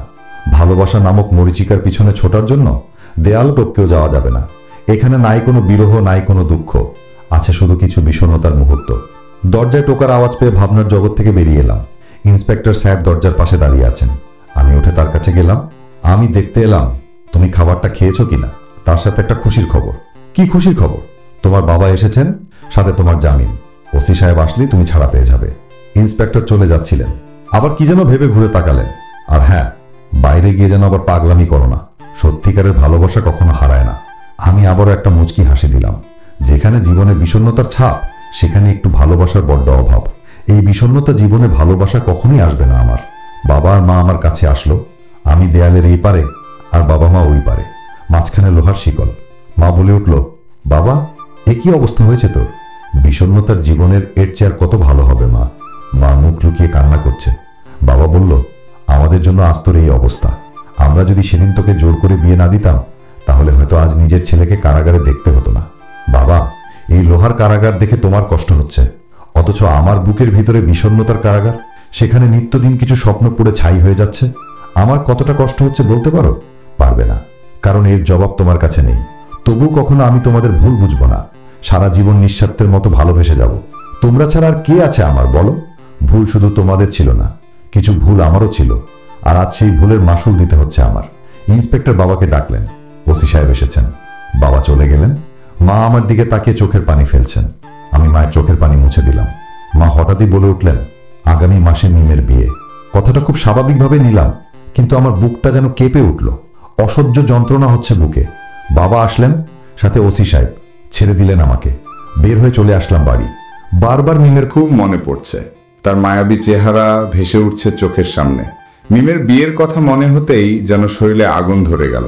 সারা শরীর বিষণ্ণতার আগুনে পুড়ছে, আর সেটা গলে চোখ দিয়ে অশ্রু হয়ে ঝরছে। শুয়ে পড়লাম বিছানায়। সারা দিনটা কাটিয়ে দিলাম ঘুমে। পরীক্ষার মাত্র আর 2 মাস বাকি। নিজেকে প্রস্তুত করতে হবে ঘুরে দাঁড়ানোর। ঘুম থেকে উঠে দেখি সন্ধ্যা হয়ে গেছে। পড়ার টেবিলে বসলাম, কিন্তু কিছুতেই পড়তে মন বসছে না। পুরনো সেই স্মৃতি বারবার মনে হচ্ছে। ছাদে চলে গেলাম। পূর্ণিমা রাত। আজ এই পূর্ণিমার আলোটাও খুব বিষণ্ণ লাগছে। মানুষের মন খারাপ হওয়ার ব্যাপারটা বড্ড উদ্ভট।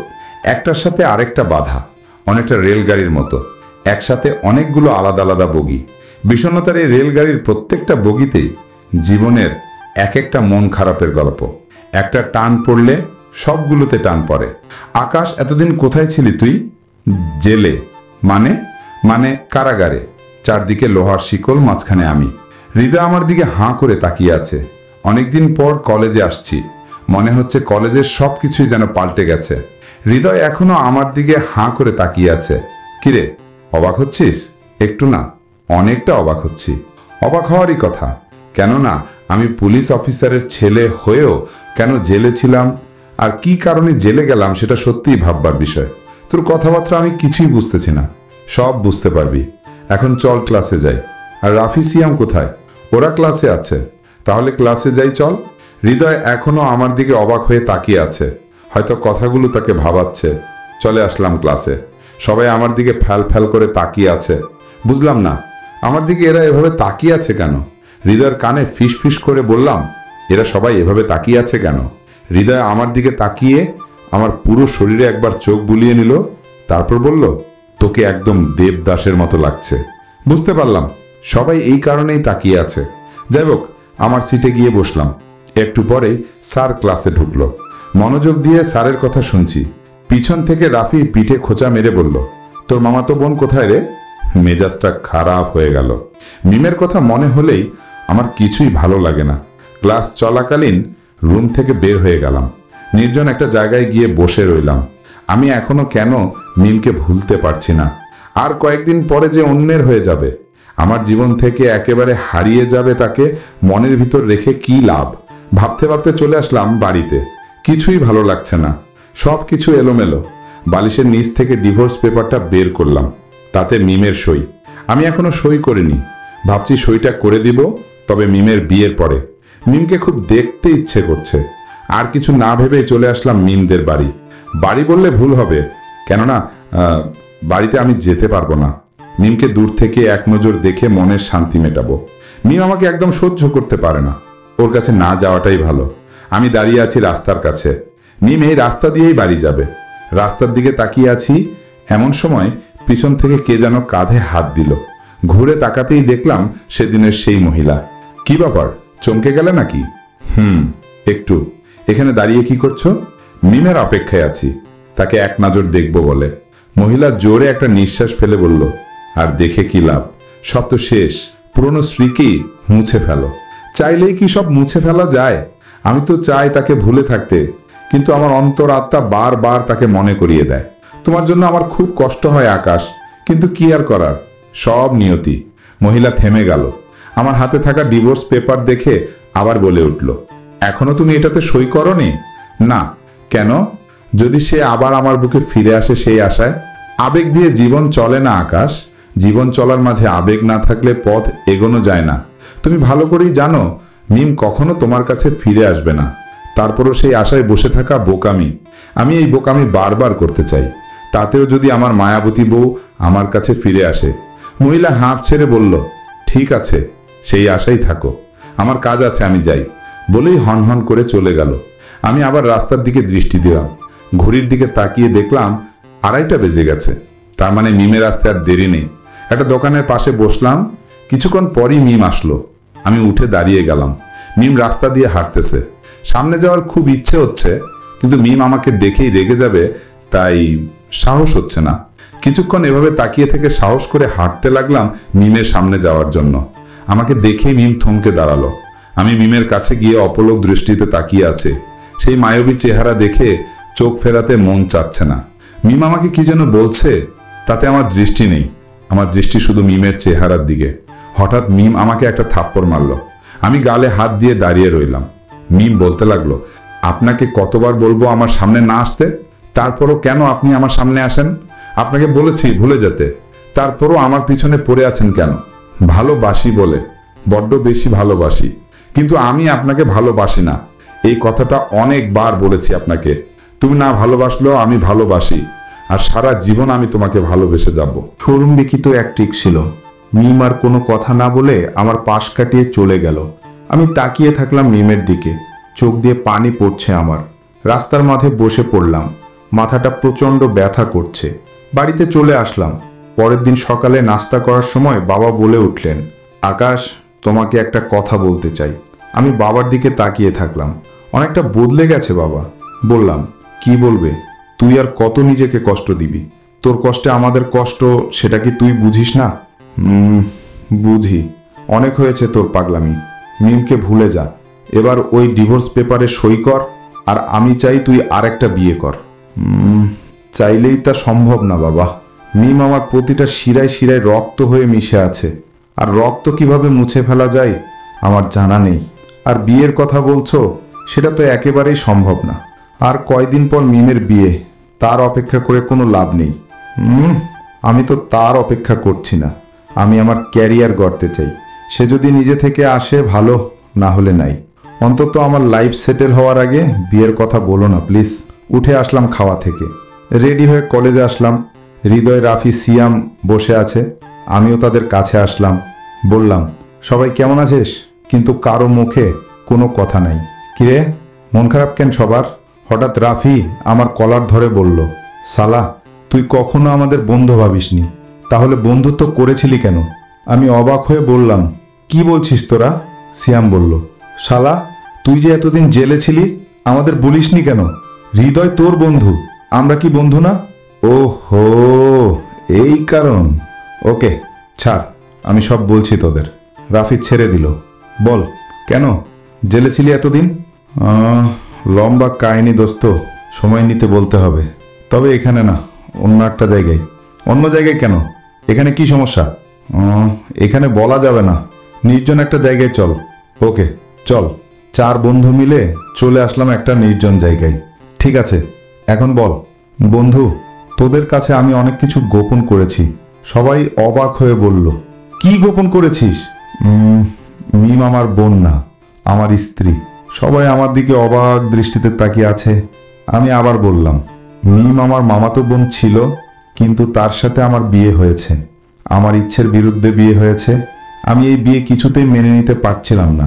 মিমকে ডিভোর্স দিতে চেয়েছিলাম, তাই তোদের কাছে বিষয়টা গোপন করেছি। সবাই আমার দিকে অগ্নি দৃষ্টিতে তাকিয়ে আছে। হৃদয় একটু শান্ত হয়ে বলল, বুঝলাম মিম তোর স্ত্রী, কিন্তু তার সাথে জেলে যাওয়ার কি সম্পর্ক? খুবই জোরালো সম্পর্ক। মানে? মিমের সাথে আমার ডিভোর্সের ব্যাপারে উকিলের সাথে কথা বলেছিলাম।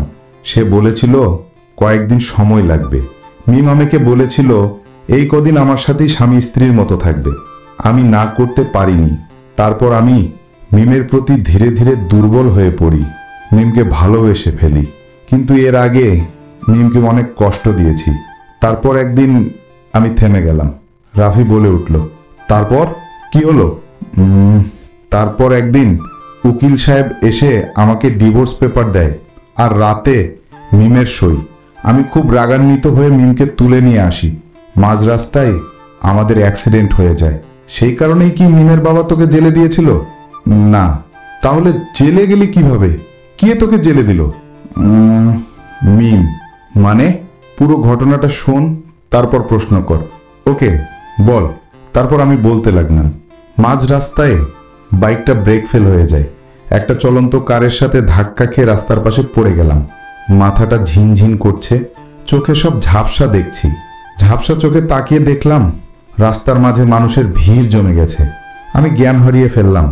যখন জ্ঞান ফিরল তখন দেখি আমি হাসপাতালে, মাথায় ব্যান্ডেজ। আস্তে আস্তে চোখ খুলে চারপাশ দেখলাম, কেউ নেই। একটা নার্স দৌড়ে আসলো রুমে। একটু পরেই মা আর বাবা চলে আসলো। আকাশ বাবা, তোর জ্ঞান ফিরেছে? মার কথায় আমার কোনো ভ্রুক্ষেপ নেই। আমি মার দিকে উল্টো প্রশ্ন ছুড়ে দিলাম, মা, মিম কোথায়? মিমের কি হয়েছে? আমার প্রশ্ন শুনে মার চোখ লাল হয়ে গেল। রাগী চোখে আমার দিকে তাকিয়ে আছে। কিছু না বলে চলে গেল রুম থেকে। বাবার চোখে মুখেও রাগের ছাপ। মনে হলো আমি অসুস্থ না থাকলে বাবা আমার গালে কষিয়ে একটা থাপ্পড় মারত। আমি উঠে বাইরে চলে আসলাম। মিমের মা বাবা সহ বাইরে সবাই বসে আছে। সবার চোখে পানি। আমার বুকটা কেমন জানি ধুকধুক করছে। আমি কাছে গিয়ে ছোট আম্মুকে বললাম, আম্মু, মিম কোথায়? মিমের কি হয়েছে? ছোট আম্মু আমাকে দেখে মুখ ঘুরিয়ে নিল। কান্নাটা তার আরো বেড়ে গেল। এই মুহূর্তে নিজেকে সবচেয়ে ঘৃণিত মানুষ মনে হচ্ছে। সবাই শুধু আমার বাহ্যিক দিকটাই দেখলো, আমার ভিতরের দিকটা কেউ দেখে না। সবার উদ্দেশ্যে চিৎকার করে বলতে ইচ্ছা করছে, দোষটা শুধু আমার একার না। আমি উঠে ডাক্তারের রুমে গেলাম। ডাক্তারের সাথে কথা বলতে হবে। ডাক্তার আমাকে দেখে বলে উঠলেন, কি করছেন কি আপনি? এখনো পুরোপুরি সুস্থ হননি আপনি? আমি ডাক্তারের কথার কোনো জবাব না দিয়ে উল্টো তাকে প্রশ্ন করলাম, মিম নামের একজন পেশেন্ট এখানে আছে, তার কি অবস্থা? ডাক্তার আমার প্রশ্ন শুনে একটু অবাক হলেন। তারপর বললেন, দেখুন, মেয়েটার মাথায় প্রচন্ড আঘাত লেগেছে, প্রচুর রক্তক্ষরণ হয়েছে। আমরা আমাদের সাধ্যমতো চেষ্টা করেছি। এখন বাঁচা মরা আল্লাহর হাতে। মেয়েটা কোমায় চলে গেছে, আর সেখান থেকে খুব কম লোকই বেঁচে ফেরে। ডাক্তারের কথায় আমার পায়ের তলার মাটি সরে যেতে লাগলো। আমি হিতাহিত জ্ঞান শূন্য হয়ে গেলাম। রাগের ডাক্তারের কলার ধরে বললাম, যদি আমার মিমের কিছু হয় তাহলে আমি তোকে ছাড়বো না ডাক্তার, তোকে আমি মেরে ফেলবো। আমি প্রায় পাগল হয়ে গেছি। ডাক্তার আমার থেকে নিজেকে ছাড়ানোর চেষ্টা করছে। হঠাৎ কেউ একজন পিছন থেকে একটা ইনজেকশন পুশ করে দিল। আমি জ্ঞান হারিয়ে ফেললাম। আজ 7 দিন যাবত মিম কোমায় চলে গেছে। আমি যেন পাগলের মতো হয়ে যাচ্ছি ধীরে ধীরে। মাঝে মাঝে মনে হয় আমিও মিমের মতো কোমায় চলে গেলে ভালো হতো। বেঁচে থাকার ইচ্ছাটা দিন দিন মরে যাচ্ছে। মিমের অনুপস্থিতিতে আমি প্রায় পাগল পারা। আজ আমার কারণে মিমের এই অবস্থা। নিজেকে নিজে শেষ করে দিতে মন চাইছে। বারবার মিমের মায়াবী চেহারা ভেসে উঠছে চোখের সামনে, যা আমাকে আরো পাগল করে দিচ্ছে। মা বাবা হাসপাতালে গেছে, বাড়িতে আমি একা। ছাদে চলে গেলাম। বেঁচে থাকার কোনো ইচ্ছে নেই। আজকেই এই জীবনের দা এন্ড করে দিব। কি হবে এই যন্ত্রণা নিয়ে বেঁচে থেকে? অন্তরান্তা বারবার মনে করিয়ে দেই, আত্মহত্যা মহাপাপ। কিন্তু এই পাপকেই আমার বরণ করতে হবে, না হলে আমার পাপের প্রায়শ্চিত্ত হবে না। ছাদে এসে আত্মহত্যা করার প্রস্তুতি নিতে লাগলাম। লাভ দিব এমন সময় ফোনটা বেজে উঠল। শেষবারের মতো এক বুক আশা নিয়ে ফোনটা বের করলাম। রিসিভ করতেই ফোনের ওপাশ থেকে কেউ একজন বলে উঠল, ভাইয়া, মিমাপুর জ্ঞান ফিরেছে। আমি তখনই হুঁশে ফিরলাম। দৌড় দিলাম হাসপাতালের দিকে। এতক্ষণ আমি কি করতে যাচ্ছিলাম? হয়তো হিতাহিত জ্ঞান শূন্য হওয়ার কারণে আমি হুঁশ হারিয়ে ফেলেছিলাম, যার কারণে আমি কি করতে যাচ্ছিলাম তা একবারও মনে হয়নি। ঠিক সময় ফোন না আসলে হয়তো আমি এতক্ষণে পরপারে চলে যেতাম। আল্লাহর কাছে অশেষ শুকরিয়া জানিয়ে আরো জোরে দৌড় লাগালাম। হাসপাতালে পৌঁছে সোজা মিম যে কেবিনে আছে সেই কেবিনে ঢুকে গেলাম। এখন আমার অবাক হওয়ার পালা। মিম পাগলের মতো ছুটোছুটি করছে, কাউকে চিনতে পারছে না, এমনকি তার বাবা মাকেও না। নিজেকে নিজেই চিনতে পারছে না মিম। সবাই বোঝাচ্ছে, কিন্তু মিম সবাইকে সরিয়ে দিচ্ছে। নার্স মিমকে ঘুমের ওষুধ দিয়ে ঘুম পাড়িয়ে দিল। আমি সোজা চলে গেলাম ডাক্তারের কাছে। ডাক্তার সাহেব, মিম কাউকে চিনতে পারছে না কেন? ডাক্তার আমাকে ইশারায় চেয়ারে বসতে বলল। আমি বসে পড়লাম। ডাক্তার বলতে লাগলো, দেখুন মিস্টার আকাশ, মিমের মাথায় প্রচন্ড আঘাত পাওয়ার কারণে তার ব্রেনটার টিস্যু ড্যামেজ হয়ে গেছে, তার মেমোরি লস হয়ে গেছে, পূর্বের কোনো কিছুই তার মনে নেই, সে স্মৃতিশক্তি হারিয়ে ফেলেছে। ডাক্তারের কথা শুনে থমকে গেলাম আমি। তার মানে মিমের অতীতের সব স্মৃতি তার মন থেকে মুছে গেছে, সে আর কাউকে চিনতে পারবে না। মাথাটা আবারও ঝিমঝিম করছে। ডাক্তারকে বললাম, মিমের স্মৃতিশক্তি কি আর কোনোদিন ফিরে পাবে না? ডাক্তার একটা দীর্ঘশ্বাস ফেলে বলল, আমাদের কাছে তার কোনো চিকিৎসা নেই। চলে আসলাম মিমের কাছে। মিমের ঘুমন্ত চেহারার দিকে তাকিয়ে আছি। চোখে জল চিকচিক করছে, এই বুঝি টুপ করে পড়ে যাবে। মিম আর কোনোদিন আমাকে চিনতে পারবে না, কতটা মনে হতেই বুকটা হাহাকার করে উঠছে। আমার থেকে অনেক দূরে চলে গেছে মিম। হৃদয় আমার কাঁধে হাত রাখলো। আমি চোখের জল মুছে ফেললাম। রাফি বলে উঠল, সবই বুঝলাম, কিন্তু তোর জেলে যাওয়ার কি সম্পর্ক এর সাথে? রাফির কথা শুনে আমি আবারও বলতে লাগলাম। কয়েকদিন পর মিম সুস্থ হয়ে গেল। মিমকে তার বাবা মা বাড়িতে নিয়ে গেল। তারপর আমি প্রতিদিন মিমদের বাড়িতে যেতাম মিমের সাথে কথা বলতে। কিন্তু মিম কারোর সাথে কথা বলতে চায় না, একা একা মন মরা হয়ে বসে থাকে। মিমের মা আমার বুকে মুখ লুকিয়ে কান্না করে। আমি অনেকবার মিমের সাথে কথা বলতে চেয়েছি, কিন্তু মিম আমার সাথে কথা বলবে না। আমি তাকে আমাদের অতীতের সব কথা বললাম, কিন্তু সে আমাকে চিনতে পারল না। আমাদের ডিভোর্স পেপার দেখালাম, তাতেও তার কিচ্ছু মনে পড়ল না। বারবার সে বলতে লাগলো, আমি আপনাকে চিনি না, প্লিজ আমার সামনে আর আসবেন না। আমি তবুও বেহায়ের মতো মিমের পিছনে ঘুরঘুর করতাম, ওর সাথে কথা জোর করে কথা বলতাম, কিন্তু মিম আমার সব কথা পাগলের প্রলাপ ভেবে এড়িয়ে যেত। মিম কলেজে ভর্তি হলো, ক্লাস করতে লাগলো প্রতিদিন। আমি প্রতিদিন মিমকে দেখার জন্য, ওর সাথে কথা বলার জন্য দাঁড়িয়ে থাকতাম। মাঝ রাস্তায় ওকে থামিয়ে কথা বলতাম, কিন্তু মিম আমাকে বারবার অপমান করত। আমি তাতেও কিছু মনে না করে মিমের সামনে বারবার আসতাম। এক পর্যায়ে মিম আমাকে অসহ্য মনে করতে লাগলো। আমি তারপরও তার পিছনে লেগে থাকতাম, বারবার তাকে বোঝাতাম, ডিভোর্স পেপার দেখিয়ে বলতাম, সবকিছু তোমার কাছে মিথ্যে হতে পারে, কিন্তু এই ডিভোর্স পেপার তো মিথ্যে না। আর এতে তোমার সই দেখো, আমি এখনো তাতে সই করিনি। আমাদের বিয়ে হয়েছিল, এখনো আমরা স্বামী স্ত্রী। কিন্তু মিম আমাকে বলতো এটা নাকি তার সই না, আর আমি নাকি পাগল, ডিভোর্স পেপারটাও নাকি নকল। এভাবে অনেক দিন কেটে গেল। আমি মিমের আশায় পথ চেয়ে থাকতাম, আর মিম তা বিরক্তি বোধ করত। কয়েকদিন পর মিমের কলেজে সাংস্কৃতিক অনুষ্ঠানে গেলাম আমি, আর সেখানে গিয়া দেখলাম মিম একটা ছেলের সাথে হেসে হেসে কথা বলছে। তার বান্ধবীদের সাথে কথা বলে জানতে পারি ছেলেটা মিমের বয়ফ্রেন্ড। ছেলেটার নাম শাওন। মাথায় আগুন ধরে গেল আমার। একটা কথাই মনে হতে লাগলো আমার, মিম শুধু আমার। আমি বেঁচে থাকতে মিমকে কেউ আমার থেকে কেড়ে নিতে পারবে না। ছেলেটার প্রতি খুব রাগ হতে লাগলো। তাদের কাছে গিয়ে মিমের হাত ধরে টেনে আনতে লাগলাম। ছেলেটা বাধা দিল, আমি ধাক্কা দিতেই পড়ে গেল। জোর করে মিমকে গাড়িতে উঠালাম। উদ্দেশ্য কাজী অফিস। কোনো কিছুর খেয়াল নেই আমার। আমি প্রায় পাগল হয়ে গেছি। আমার হিতাহিত জ্ঞান লোপ পেতে শুরু করছে। মাঝ রাস্তায় আসতেই পুলিশের গাড়ি আমাকে আটকে দিল। মিম পুলিশ অফিসারকে বলল, আঙ্কেল, এই লোকটা আমাকে জোর করে তুলে নিয়ে যাচ্ছিল, আপনি একে জেলে দিন। পুলিশ অফিসার মিমকে বলল, তুমি কিছু চিন্তা করো না মামুনি, ওকে আমি শাস্তা করছি, বলেই আমার হাতে হ্যান্ডকাফ পরিয়ে দিল। তারপর আমাকে থানায় নিয়ে গেল। থানায় গিয়ে জানতে পারি পুলিশ অফিসার শাওনের বাবা। আমার শাস্তি হয়ে গেল 3 মাসের জেল, কিন্তু বাবা পুলিশ অফিসার হওয়ার কারণে 1 মাস পরেই আমার জামিন হয়ে গেল। থেমে গেলাম আমি। রাফি বলে উঠল, এর মধ্যে এত কিছু ঘটে গেছে অথচ কিছুই জানলাম না। আমি কোনো কথা বলছি না। সিয়াম আমার কাঁধে হাত রেখে বলল, দোস্ত, মন খারাপ করিস না, একদিন না একদিন মিম তোর কাছে ফিরে আসবেই। তা কখনো সম্ভব না। মিম শাওনকে ভালোবাসে। সামনে মাসে ওদের বিয়ে। মিম চিরদিনের জন্য আমার কাছ থেকে হারিয়ে যাবে। হৃদয় বলল, আমরা কি এই বিয়েটা আটকাতে পারি না? না বন্ধু, আমার সুখের জন্য মিমের সুখ আমি নষ্ট করতে চাই না। আমি ভেবেছিলাম মিম হয়তো তার স্মৃতিশক্তি ফিরে পাবে, তার জন্যই আমি তার পিছে লেগে থাকতাম। কিন্তু মিমের স্মৃতিশক্তি হয়তো আর ফিরবে না। তাহলে এখন কি করবি? আমি বুক ভরা একটা নিঃশ্বাস নিয়ে বললাম, আমার ক্যারিয়ার করব, অতীতকে মন থেকে মুছে ফেলে সামনে অগ্রসর হব। যদিও মন থেকে কখনো আমি মিমকে ভুলতে পারবো না। সিয়াম বলল, এই ডিভোর্স পেপারটাতে সই করে দে। মিমের তো বিয়ে হয়ে যাচ্ছে, এটা রেখে আর কি লাভ? ডিভোর্স পেপারের দিকে তাকিয়ে বললাম, মিমের বিয়ে না হওয়া পর্যন্ত আমি এতে সই করব না।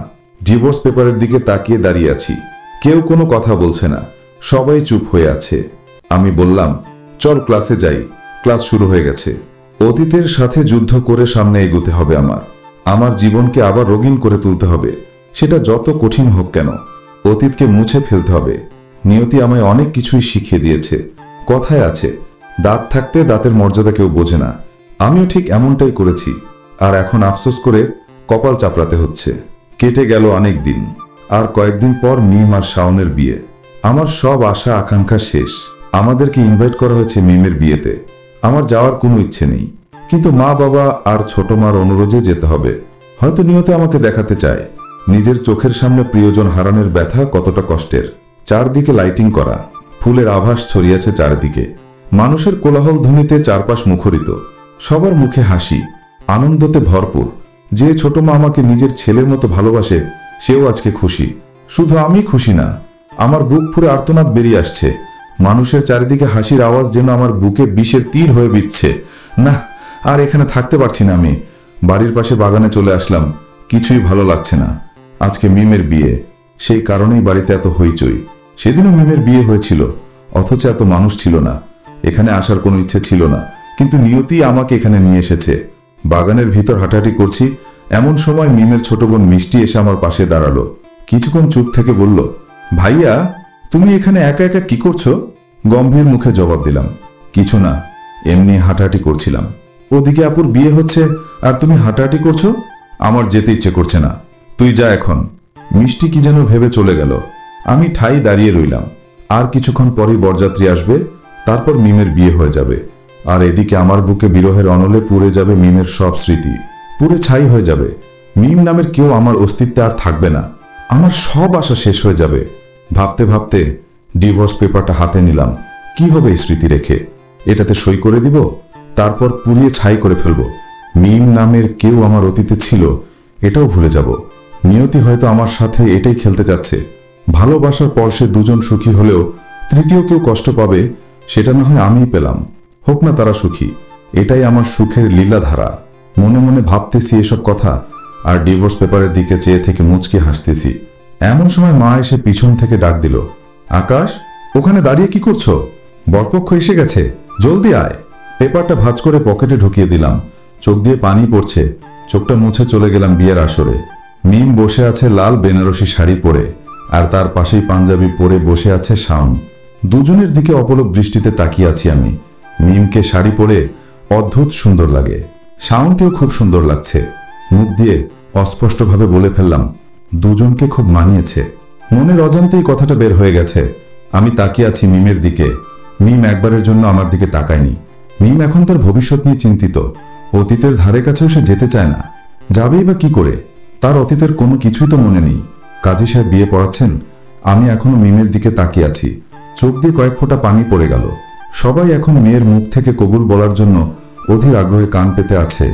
আমি পকেট থেকে ডিভোর্স পেপারটা বের করলাম, সাথে একটা কলম। মিম কবুল বলার আগেই তাতে সই করে দিলাম। বিয়েটা সম্পন্ন হয়ে গেল। মিমকে এখন বিদায় দেওয়ার পালা। মিম বাবার বুকে মুখ লুকিয়ে কান্না করছে। আমার মনে পড়ে গেল সেই দিনের কথা। মিমের সাথে আমার বিয়ে হওয়ার পর মিম ঠিক একইভাবে কান্না করেছিল। মিমকে গাড়িতে তুলে দিল সবাই। আমি একবার আমার মায়াবতী বউয়ের দিকে তাকিয়ে জোরে একটা নিঃশ্বাস নিলাম। সে তো আর আমার মায়াবতী নয়, সে এখন অন্যজনের মায়াবতী। সবাইকে না জানিয়ে চলে আসলাম বাড়িতে। কষ্ট হচ্ছে আমার, খুব কষ্ট হচ্ছে আমার। প্রিয়জন হারানোর ব্যথা এত কষ্টে যার হারিয়েছে সেই বুঝে। কোনো কিছুই ভালো লাগছে না। চিৎকার করে কান্না করতে ইচ্ছে করছে। নিয়তি আমার প্রতি এতটা পাষাণ হলো কি করে? আমার একটা ভুলের কারণে এত শাস্তি আমি কিভাবে সইব? কয়েকটা ঘুমের বড়ি খেয়ে ঘুমিয়ে পড়লাম। মাঝরাতে হঠাৎ ঘুম ভেঙে গেল। আমার পুরো শরীর জ্বালা করছে, মনে হচ্ছে কেউ শরীরে আগুন ধরিয়ে দিচ্ছে। চিৎকার দিয়ে বলতে লাগলাম, মা, আমার শরীর জ্বলে যাচ্ছে মা, আমি আগুনে পুড়ে যাচ্ছি। আমার মিমের শরীরে অন্য কারো স্পর্শ লাগছে মা, অন্য কেউ মিমকে টাচ করছে, আমার শরীর জ্বলে যাচ্ছে। আমার হিতাহিত জ্ঞান নেই। চিৎকার শুনে মা বাবা রুমে আসলো। আমি জ্ঞান হারিয়ে ফেললাম। জ্ঞান ফিরতে আবার মিম বলে চিৎকার দিয়ে উঠলাম। আমি নিজে নিজেই অবাক হলাম। যে আমাকে চিনেই না, আমি তার জন্য কষ্ট পাচ্ছি আর বাংলা সিনেমার মতো চিল্লাচিল্লি করছি। এটা তো শুধুই আবেগ, বাস্তবের কোনো অস্তিত্ব নেই। কেটে গেল একটা বছর। আমি একটা অফিসে জব করি, স্যালারি মোটামুটি ভালোই। মিমের বিয়ের পর আমি তার কোনো খোঁজ খবর নেইনি। তার সব স্মৃতি আমি প্রায় মুছে গেছি এই 1 বছরে। শুনেছি তার নাকি একটা মেয়ে হয়েছে, মা বলেছিল একদিন। আমি জানতেও চাইনি দেখতে কেমন, নাম কি তার, এসব জানার আগ্রহ আর নেই আমার। পড়াশোনা শেষ করে জব পেয়েছি সবে 10 দিন হলো। এর মধ্যে বাবা মা বিয়ের চাপ প্রয়োগ করছে। আমি এখন কোনোভাবেই বিয়ের জন্য প্রস্তুত নই। তবুও বাবা মার কথা রাখতে গিয়ে রাজি হয়ে গেলাম। আমার বিয়ে ঠিক করা হয়েছে। মেয়ে আগে থেকেই দেখে রেখেছিল মা। আমি এখনো মেয়েকে দেখিনি। অবশ্য মেয়ের ছবি আমার পকেটে এখনো আছে। আর এখন আমি সেই মেয়ের সাথেই দেখা করতে যাচ্ছি। মেয়ে এবার ইন্টার 2য় বর্ষে পড়ে। নামটা মা একবার বলেছিল কিন্তু মনে নেই। রেস্টুরেন্টে বসে আছি কিন্তু মেয়ের এখনো আসার নাম নেই। চারদিকে তাকিয়ে দেখলাম সবাই যুগল প্রেমিক বসে বসে প্রেম করছে। একটা টেবিলে তাকাতেই দেখলাম একটা মেয়ে একা একা বসে আছে। একবার তাকিয়ে আর তাকালাম না। একটু পর মেয়েটা এসে আমাকে বলল, এক্সকিউজ মি, আমি কি এখানে বসতে পারি? আমি তাকালাম মেয়েটার দিকে। দেখতে সুন্দর, চুলগুলো এলোমেলো, হালকা কাজল চোখে। আমি বললাম, একজনের আসার কথা আছে, সে আসলেই উঠে যাবেন। মেয়েটা টপ করে বসে বলল। তারপর আমাকে জিজ্ঞাসা করলো, আপনি কি কারো অপেক্ষা আছেন? ওই যে বললাম সে আসলেই উঠে যাবেন, তার অপেক্ষায় আছি। সে কি একটা মেয়ে? প্রশ্নটা শুনে তাকালাম মেয়েটার দিকে। আর কিছু না ভেবে ছবিটা বের করলাম। হ্যাঁ, এই মেয়েটাই সেই মেয়ে। মনে হচ্ছে মেয়েটা আমার মতো আমার ছবি দেখেনি। আমার ছবিটা দেখে মেয়েটা বলে উঠল, আপনি এখনো আমার ছবি দেখেননি? আপনিও তো দেখেননি। কিভাবে জানলেন? দেখলে তো চিনতে পারতেন আমাকে।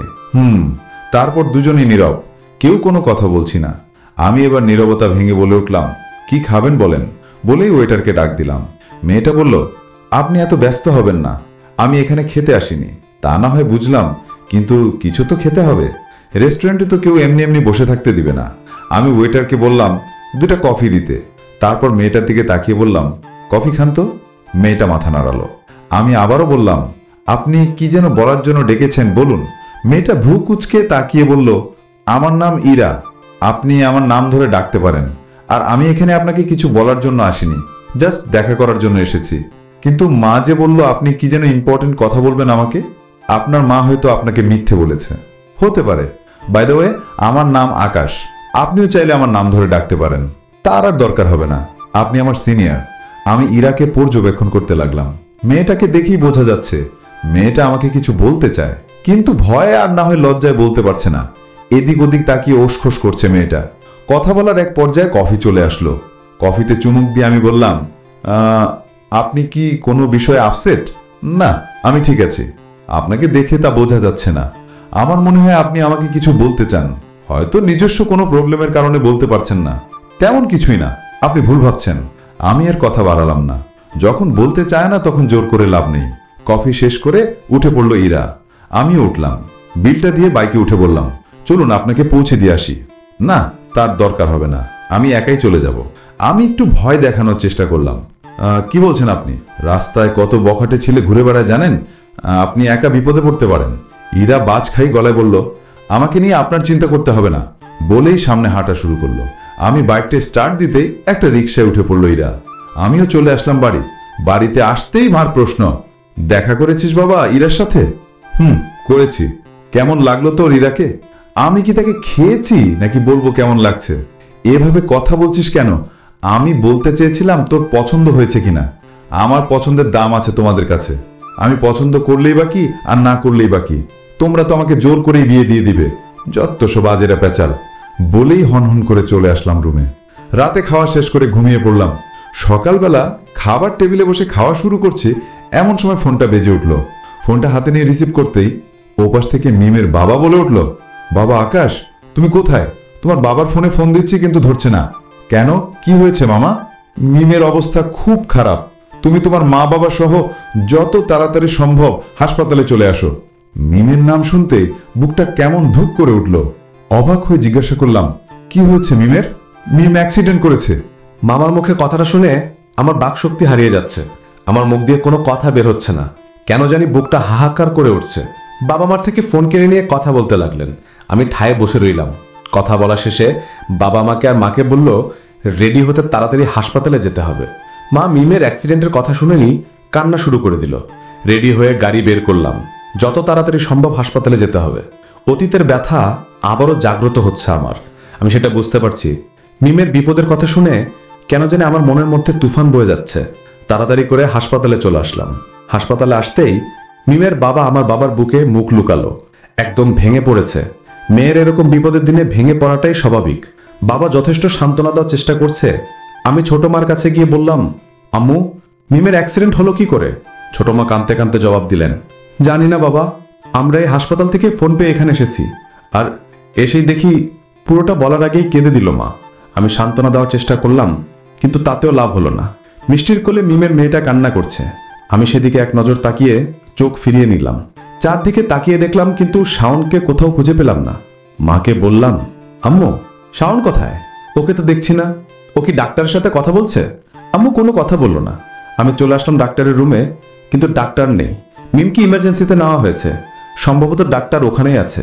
আমি সহ সবাই ডাক্তারের বাইরে বের হওয়ার অপেক্ষায় আছি। কিন্তু একটা বিষয় ভাবাচ্ছে আমাকে, মিমের এত বড় বিপদে শাওনকে তার পাশে দেখছি না। কিছুক্ষণ পর ডাক্তার বের হলো রুম থেকে। বাবা আর মিমের বাবা ডাক্তারের কাছে গিয়ে বলল, ডাক্তার, আমার মেয়ের কি অবস্থা? ও বাঁচবে তো? ডাক্তার মাস্ক খুলে বলল, আপাতত জ্ঞান ফিরেছে, কিন্তু মনে হচ্ছে না তাকে বাঁচানো যাবে। সমস্যা খুবই গুরুতর। তারপর আমার দিকে তাকিয়ে ডাক্তার বলে উঠল, আপনার নাম কি আকাশ? আমি কাছে এসে বললাম, জি বলুন, পেশেন্ট আপনার সাথে কথা বলতে চাচ্ছে, আপনি একাই ভিতরে যান। ডাক্তারের কথা অনেকটা অবাক হলাম আমি। মিম আমার সাথে কথা বলতে চাচ্ছে, তাহলে কি স্মৃতিশক্তি ফিরে এসেছে? আর কিছু না ভেবে রুমে ঢুকলাম। অক্সিজেনে মিমের নিঃশ্বাস উঠানামা করছে। আমি কাছে যেতেই মিম আমার দিকে তাকালো, চোখে তার জল চিকচিক করছে। আমি একটা চেয়ারে বসলাম, মিমের দিকে তাকিয়ে আছি আমি। মিম অক্সিজেন মাস্কটা খুলে হাঁপাতে হাঁপাতে বলল, আকাশ, আমাকে তুমি ক্ষমা করে দিও। তোমাকে আমি অনেক কষ্ট দিয়েছি, তার কারণে হয়তো বিধাতা আমাকে এত বড় শাস্তি দিয়েছেন। আমার চোখ দিয়ে অবিরাম অশ্রু ঝরছে। মিমের হাত ধরে মিম বললাম, তোমার কোনো দোষ নেই, সব দোষ আমার। নিজের ভুলের কারণে নিজেই কষ্ট পেয়েছি। আমিও শান্তিতে ছিলাম না আকাশ। বিয়ের 2 মাস পরে শাওন অনেকটা বদলে গিয়েছিল। প্রায় প্রতিদিন আমাকে মানসিক অত্যাচার করত। আমার মেয়ে হওয়ার পরেও আমাকে সে মারধর করত। আমার সামনে অন্য মেয়ে নিয়ে ফুর্তি করত। আমি বাধা দিলে আমার উপর অত্যাচার শুরু করত। তবুও মুখ বুজে সহ্য করে যেতাম। তার মা বাবাও ছিল তার পক্ষে, আমাকে দিয়ে বাড়ির যাবতীয় কাজ করাতো। বাড়ির বাইরে কখনো আমি যেতে পারতাম না। মা বাবা আসলে তারা ভালো হওয়ার নাটক করত। আমি মা বাবাকে কিছুই বলতে পারতাম না। গত 1 সপ্তাহ ধরে সে আমাকে বেশি করে মানসিক অত্যাচার করা শুরু করলো। এক পর্যায়ে আমাকে মেরে ফেলা পরিকল্পনা করতে লাগলো তারা। আমি ব্যাপারটা বুঝতে পেরে আমার মেয়েকে নিয়ে পালিয়ে আসলাম, কিন্তু রাস্তায় আমাকে তারা গাড়ি চাপা দিয়ে দিল। আমার মেয়েকে কোনো মতে সরিয়ে দিলাম আমি। হয়তো তোমাকে কষ্ট দেওয়ার কারণে আল্লাহ আমাকে এত বড় শাস্তি দিয়েছেন। আমার খুব জোরে কান্না পাচ্ছে মিমের কথায়। বুকটা হাহাকার ছুটে উঠছে। এতটা নির্দয় মানুষ হতে পারে কি করে? মিমের নিঃশ্বাস আরো ঘন হয়ে গেল। আমার হাত জাপটা ধরে মিম বলল, আমি হয়তো আর বাঁচবো না। আমার মেয়েটাকে তুমি দেখে রেখো। আমার মেয়েকে তোমার কাছে রেখে গেলাম। আমাকে কথা দাও, তুমি আমার মেয়েকে নিজের মেয়ের মতো ভালোবাসবে, নিজের মেয়ের মতো আদর যত্ন করবে। তাকে কখনো পর ভেবে দূরে ঠেলে দিবে না। মনে করবে এটা তোমারই সন্তান। কথাটা বলেই মিম নিস্তেজ হয়ে গেল। অক্সিজেনের ওঠানামা করছে না। আমি ডাক্তারকে ডাক দিলাম। ডাক্তার এসে তার পালস চেক করে বলল, মিম মারা গেছে। আমি ধাপ করে ফ্লোরে পড়ে গেলাম। সবাই কান্না করছে, আমার চোখেও পানি। চিৎকার করে কান্না করতে ইচ্ছে করছে খুব। মিমকে বলতেও পারলাম না, মিম, আমি তোমার কথা রাখবো। তোমার মেয়েকে আমার নিজের মেয়ের মতো করে মানুষ করব। কখনো তাকে কষ্ট দিব না। কবর দেওয়ার আগে অপলক দৃষ্টিতে তাকিয়ে থাকলাম আমার মায়াবতী বইয়ের দিকে। আর কখন আমার মায়াবতী বইয়ের মায়াবীর চেহারা দেখতে পারবো না। আমার বুকটা ফেটে যাচ্ছে। মিমের কবর ছেড়ে যেতে মন চাচ্ছে না। প্রিয়জন হারানোর ব্যথা আমি 2বার পেলাম। এ কেমন নিয়তি! নিয়তি আমার সাথে কি খেলা খেলছে। বাড়িতে চলে আসলাম। মিমের মেয়ে ছোট আম্মুর কাছে আছে, মা বাবাও সেখানে আছে। আমিও সেখানে গেলাম। মার কাছ থেকে ইরার নাম্বারটা নিয়ে ইরাকে ফোন করলাম। আবার সেই রেস্টুরেন্টে দেখা করতে বললাম। আমি অনেকক্ষণ ধরে বসে আছি। ইরার জন্য ইরা অনেক লেট করছে। 1 কাপ কফি খেলাম। কিছুক্ষণ পর ইরা আসলো। সরি, আসলে জ্যামে আটকে গিয়েছিলাম। ঠিক আছে, বসো। ইরা বসে পড়ল। আমি কিছুক্ষণ ভাবলাম ইরাকে কথা যা বলাটা ঠিক হবে কিনা। পরক্ষণে ভাবলাম এখন না বললে অনেক ঝামেলা হতে পারে। হ্যাঁ, মিমের মেয়ের কথা বলতে ডেকেছি ওকে। আমার ভাবনা দেখে ইরা বলল, কি ভাবছেন এত গভীর মনোযোগ দিয়ে? ইরার কথা শুনে স্বাভাবিক হলাম। বললাম, তোমাকে কিছু কথা বলার আছে। হ্যাঁ বলুন না। আমি জানি না কথাটা তুমি কতটা স্বাভাবিকভাবে নিবে। আমি এও জানি কথাটা শোনার পরে তুমি তা কখনোই মানতে পারবে না। তবুও কথাটা বলা জরুরি। কথাটা আগে বলুন, মানা না মানা পরের ব্যাপার। ইরাকে সব খুলে বললাম, এমনকি মিমের মেয়ের কথাও। বিয়ের পরে তাকে যে নিজের মেয়ের মতো ভালোবাসতে হবে, আর আমরা তখনও সন্তান নিব না সেটাও বললাম। ইরা সব শুনে চুপ হয়ে রইল। আমি বললাম, আমি জানি কোনো মেয়ের পক্ষে এটা মেনে নেওয়া সম্ভব না, তাই বলছি যদি না মানো তাহলে বিয়েটা এখানেই ক্যান্সেল। ইরা আমার দিকে চোখ তুলে তাকালো, তারপর বলল, আপনাকে এখন বিয়ে করতে আমার কোনো আপত্তি নেই। আমি একটু অবাক হলাম, জিজ্ঞাসা করলাম, কেন, আগে সমস্যা ছিল না নাকি? মানে? অবাকের চরম পর্যায়ে চলে গেছি আমি। মেয়েটা বলে কি? ইরা বলে উঠল, এক কাপ কফি খেতে খেতে বলি। আমি কফি অর্ডার করলাম। কফিতে চুমুক দিয়ে ইরা বলল, আমি কখনো মা হতে পারবো না।